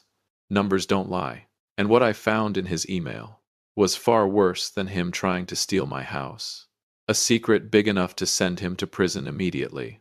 Do you want to know what Lucas really did with Claire's money? Because this ride is about to hit its most dangerous turn. The next morning, I drove my old truck into downtown Toronto. I didn't stop at any cheap parking lots. I headed straight for a towering glass skyscraper, the headquarters of some of the most powerful law firms in the city. In my worn-out hoodie and faded jeans, I looked like a man completely out of place among a sea of sharp suits. The security guard eyed me with suspicion. But the moment I pulled out Raymond's business card, his attitude shifted instantly. I stepped into Amelia's office. She was a razor-sharp financial attorney with a fearsome reputation. She looked at me then, at the cream-colored briefcase I placed on the oak desk. She didn't judge me by my clothes. Amelia was a professional. She knew that real money rarely shows itself. I opened the briefcase. I didn't say much. I pushed the stack of documents, $9 million in inheritance, toward her. I need you to look into someone, I said, my voice rough from years of breathing road dust. I handed her Lucas's name along with the account details I had secretly gathered. I don't want a simple civil case. I want a full forensic accounting investigation. I want to know every single dollar he's spent over the past 2 years. Amelia raised an eyebrow. She began flipping through the papers, her eyes cold and focused like a hawk locking onto prey. She said this wouldn't be cheap. I reached into my jacket and pulled out a thick stack of cash. I set it on the desk. Here's the retainer. Do whatever it takes. Leave no trace. While Amelia worked, I sat silently by the floor-to-ceiling window, looking down at the city. The cars below moved like tiny toys in a rush. Somewhere in those buildings, Lucas was probably sitting in an air-conditioned office sipping expensive coffee, thinking about how to trick this old man into signing a power of attorney. He thought he was in control. He had no idea a net was being cast around him. 3 days later, Amelia called me back. Her expression was more serious than before. She pushed a thick file across the desk. Lucas wasn't just drowning in debt. He was a professional fraudster. He had been running transactions that would make even seasoned financial criminals uneasy. I looked at the numbers, money flowing through a maze of shell accounts, massive losses in cryptocurrency. Then my eyes stopped on a highlighted page. My breath caught. That wasn't his money. And it wasn't from my house. Those transactions were tied to Claire, my daughter. Lucas hadn't just betrayed me. He had done something unforgivable to his own wife. He had turned Claire into a pawn in his reckless gamble. A tremor ran down my spine. This time it wasn't anger. It was disgust. Amelia looked at me and asked what I wanted to do next. I clenched my fists.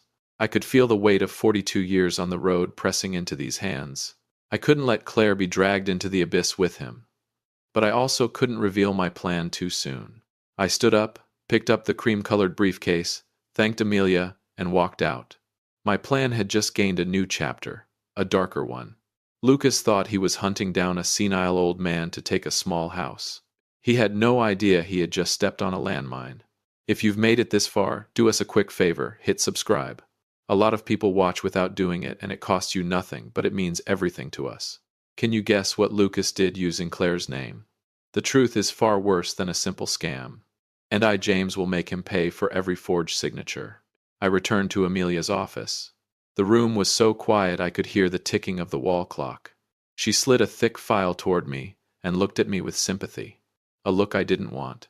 James, she said softly, this is much worse than we thought. I looked down at the numbers, transaction records laid out in black and white. Lucas had lost over $200,000 on worthless crypto platforms. But that wasn't the worst part. He had secretly taken out a second mortgage on the house he shared with Claire. He had forged her signature. He had turned my daughter into a debtor, without her even knowing. My chest tightened. It felt like a 40-ton engine block was crushing my heart. My Claire.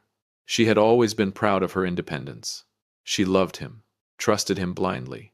And that man used her trust as fuel for his greed. He wasn't just a bad man. He was a parasite, draining her day by day. Amelia revealed even more. Lucas had used Claire's personal information to open multiple credit lines in her name. The total debt had reached a level that would take her a lifetime to repay, without intervention. I stood up and walked to the window.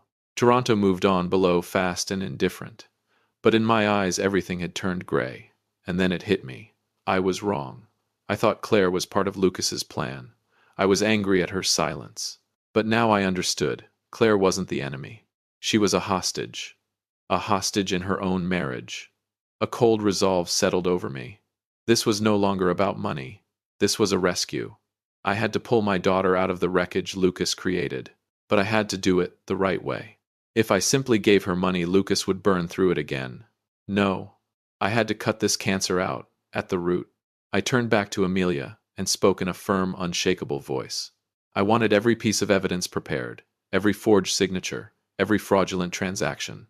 I wanted it all laid out on the lawyer's table by tomorrow. She nodded. She understood. The old tiger was awake. I stepped out of the building. The cold wind hit my face, but I didn't feel it. My blood was moving too fast for that.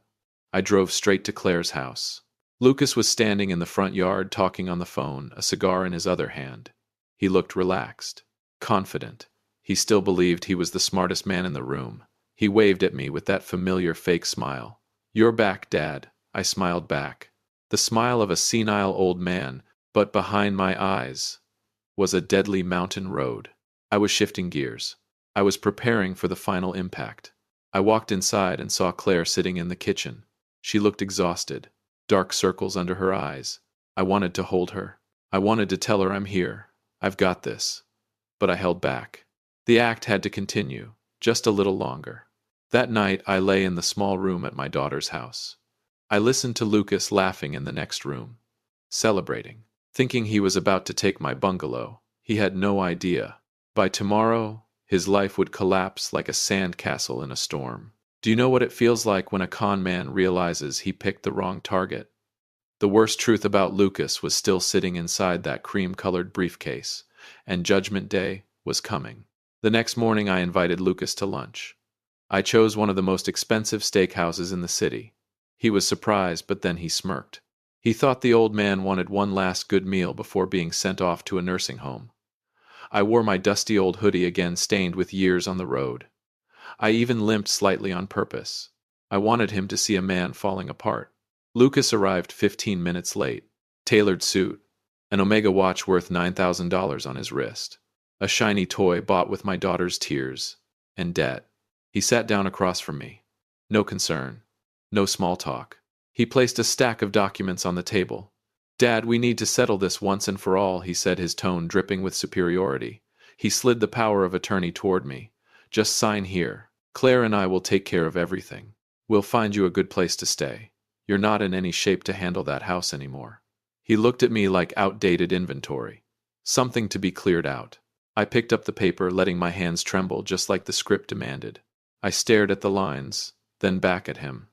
"I just don't want Claire to be upset," I whispered, letting a hint of tears form in the corner of my eyes. Lucas didn't feel sympathy, only impatience. He leaned forward, urging me to sign quickly so he wouldn't be late for work. I set the document down and ordered food. I chose the most expensive steak on the menu. Lucas frowned. He was probably calculating how much of my pension this meal would cost.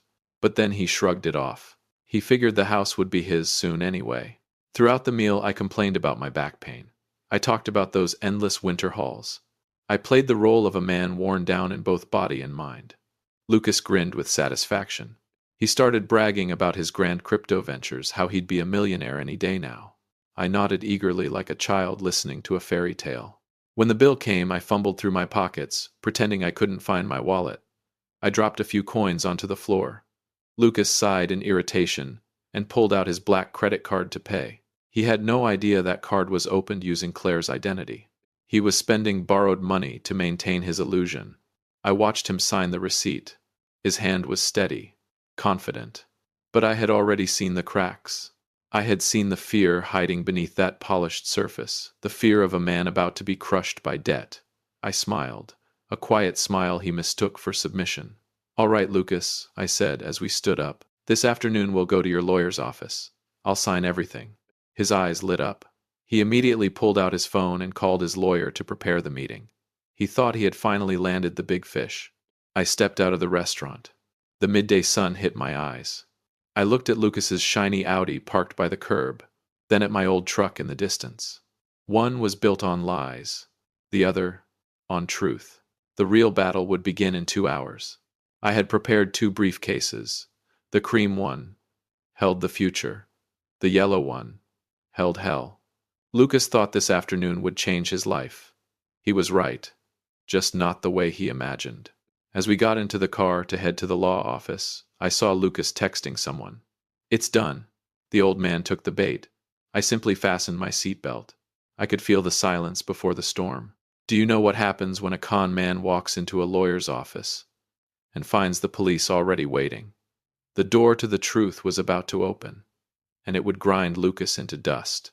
Lucas's lawyer's office was on the 22nd floor. The place reeked of money and pretense. Lucas walked in like a king about to be crowned. He tossed his briefcase onto the table and gestured for me to sit. His lawyer was already there, a thick stack of documents, ready, full asset power of attorney. "Just sign where the X marks are." "Dad," Lucas said, his voice trembling with excitement. He handed me a gold-plated pen. I took it. My hands shook violently on cue. I glanced at Claire sitting beside me. My daughter kept her head down. She looked like a ghost of herself. My chest tightened again, but I knew I had to stay cold to end this nightmare. I lowered the pen to the paper. Lucas held his breath. He leaned in closer, eyes locked on every movement. One signature, that's all it would take. My house would be his. His debts would have a lifeline. He thought he had already won. But the moment the pen touched the page, I stopped. I looked up straight into his eyes. The confused old man in the worn hoodie was gone.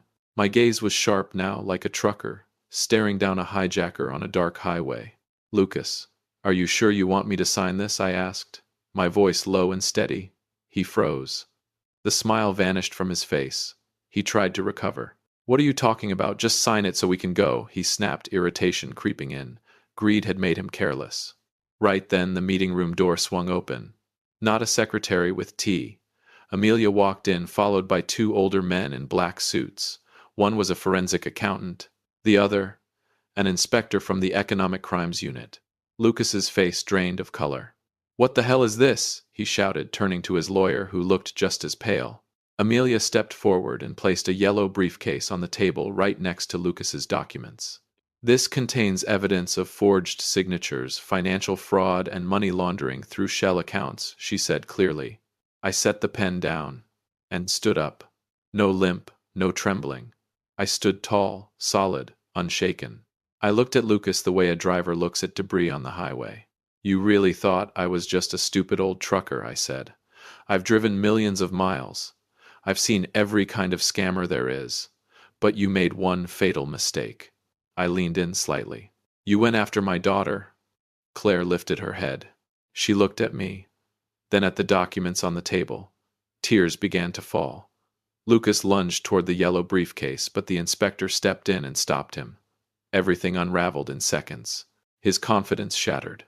Lucas stammered, unable to form words. He stared at the open briefcase, at the copies of forged signatures, the transaction records, the hidden accounts. But that wasn't all. There was still another briefcase. The one he had been dreaming about. The cream-colored one. Do you want to know what's really inside it? And what could drive Lucas to his knees? In absolute despair. Because the real revenge has only just begun. Lucas stood there like a tree struck by lightning. His face twisted. Arrogance gone, replaced by pure terror. He stared at the yellow briefcase, every crime laid bare. Financial reports. Hidden transaction photos. Forged signatures in Claire's name. Clear as day. I slowly stepped to the center of the conference room. I placed my worn cream-colored briefcase on the table. Two briefcases sat side by side. One held his hell. The other, the future he could have had. "Lucas," I said, my voice cold as steel, "look at these two cases. One could have saved your life. The other will end it. The funny thing is, you chose the second one 3 weeks ago." I opened the cream-colored briefcase. Checks. Inheritance documents. $9 million laid bare under the office lights. Claire gasped. She couldn't believe her eyes. Lucas stared at the numbers, his eyes burning with regret and madness. "9 million, he whispered. He lunged toward me, but the officer grabbed his shoulder and held him back. "That money belonged to my brother," I said. "I was going to use it to pay off your debts. I was going to buy Claire a new home. I was even going to let you manage this investment fund if you had proven yourself to be a good husband." I took a step closer. "But you saw me as something to exploit. You saw my daughter as nothing more than a financial tool." He snapped. He started shouting, accusing me of deceiving him, calling me a cruel old man. Then he dropped to his knees, begging, pleading with Claire to forgive him, promising to change, promising to start over. But Claire stood up, and the look in her eyes was pure disgust. She stepped back behind me. She finally saw him for what he truly was. The inspector stepped forward and read the arrest warrant. Lucas was handcuffed on the spot. His downfall came fast like a tire blowout on the highway. Everything was gone.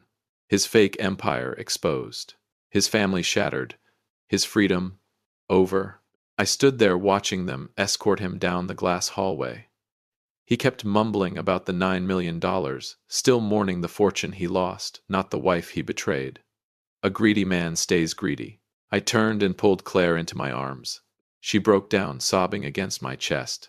"I'm sorry you had to see this," I whispered, "but sometimes you have to burn down a dead forest for something new to grow." This revenge gave me a strange kind of satisfaction. Not like winning a bet. more like delivering a dangerous load safely to its destination. I looked out the window. The Toronto sky was still clear and blue. Lucas was gone from our lives. But this story wasn't over. He was removed. But the wreckage he left behind still remained. The debts in Claire's name, the mortgage papers. I looked at the cream-colored briefcase again. Now, the $9 million would finally serve its true purpose. But could money really heal what had been broken inside my daughter? And what comes next, for a millionaire truck driver? Because in the final chapter, I'm going to reveal one more truth I've kept hidden all along. A secret in Raymond's will that could change Claire's future forever.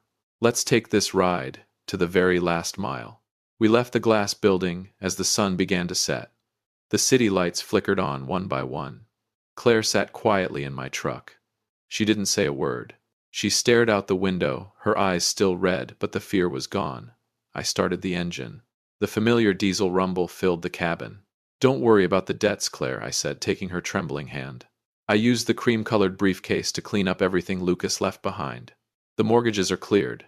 The credit lines are canceled. You're free now." I drove her across the city to a quiet neighborhood.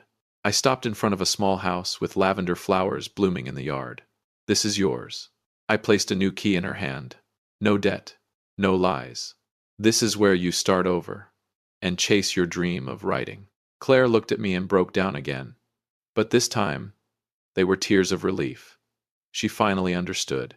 Family isn't something to be mined. It's something that protects you from the storm.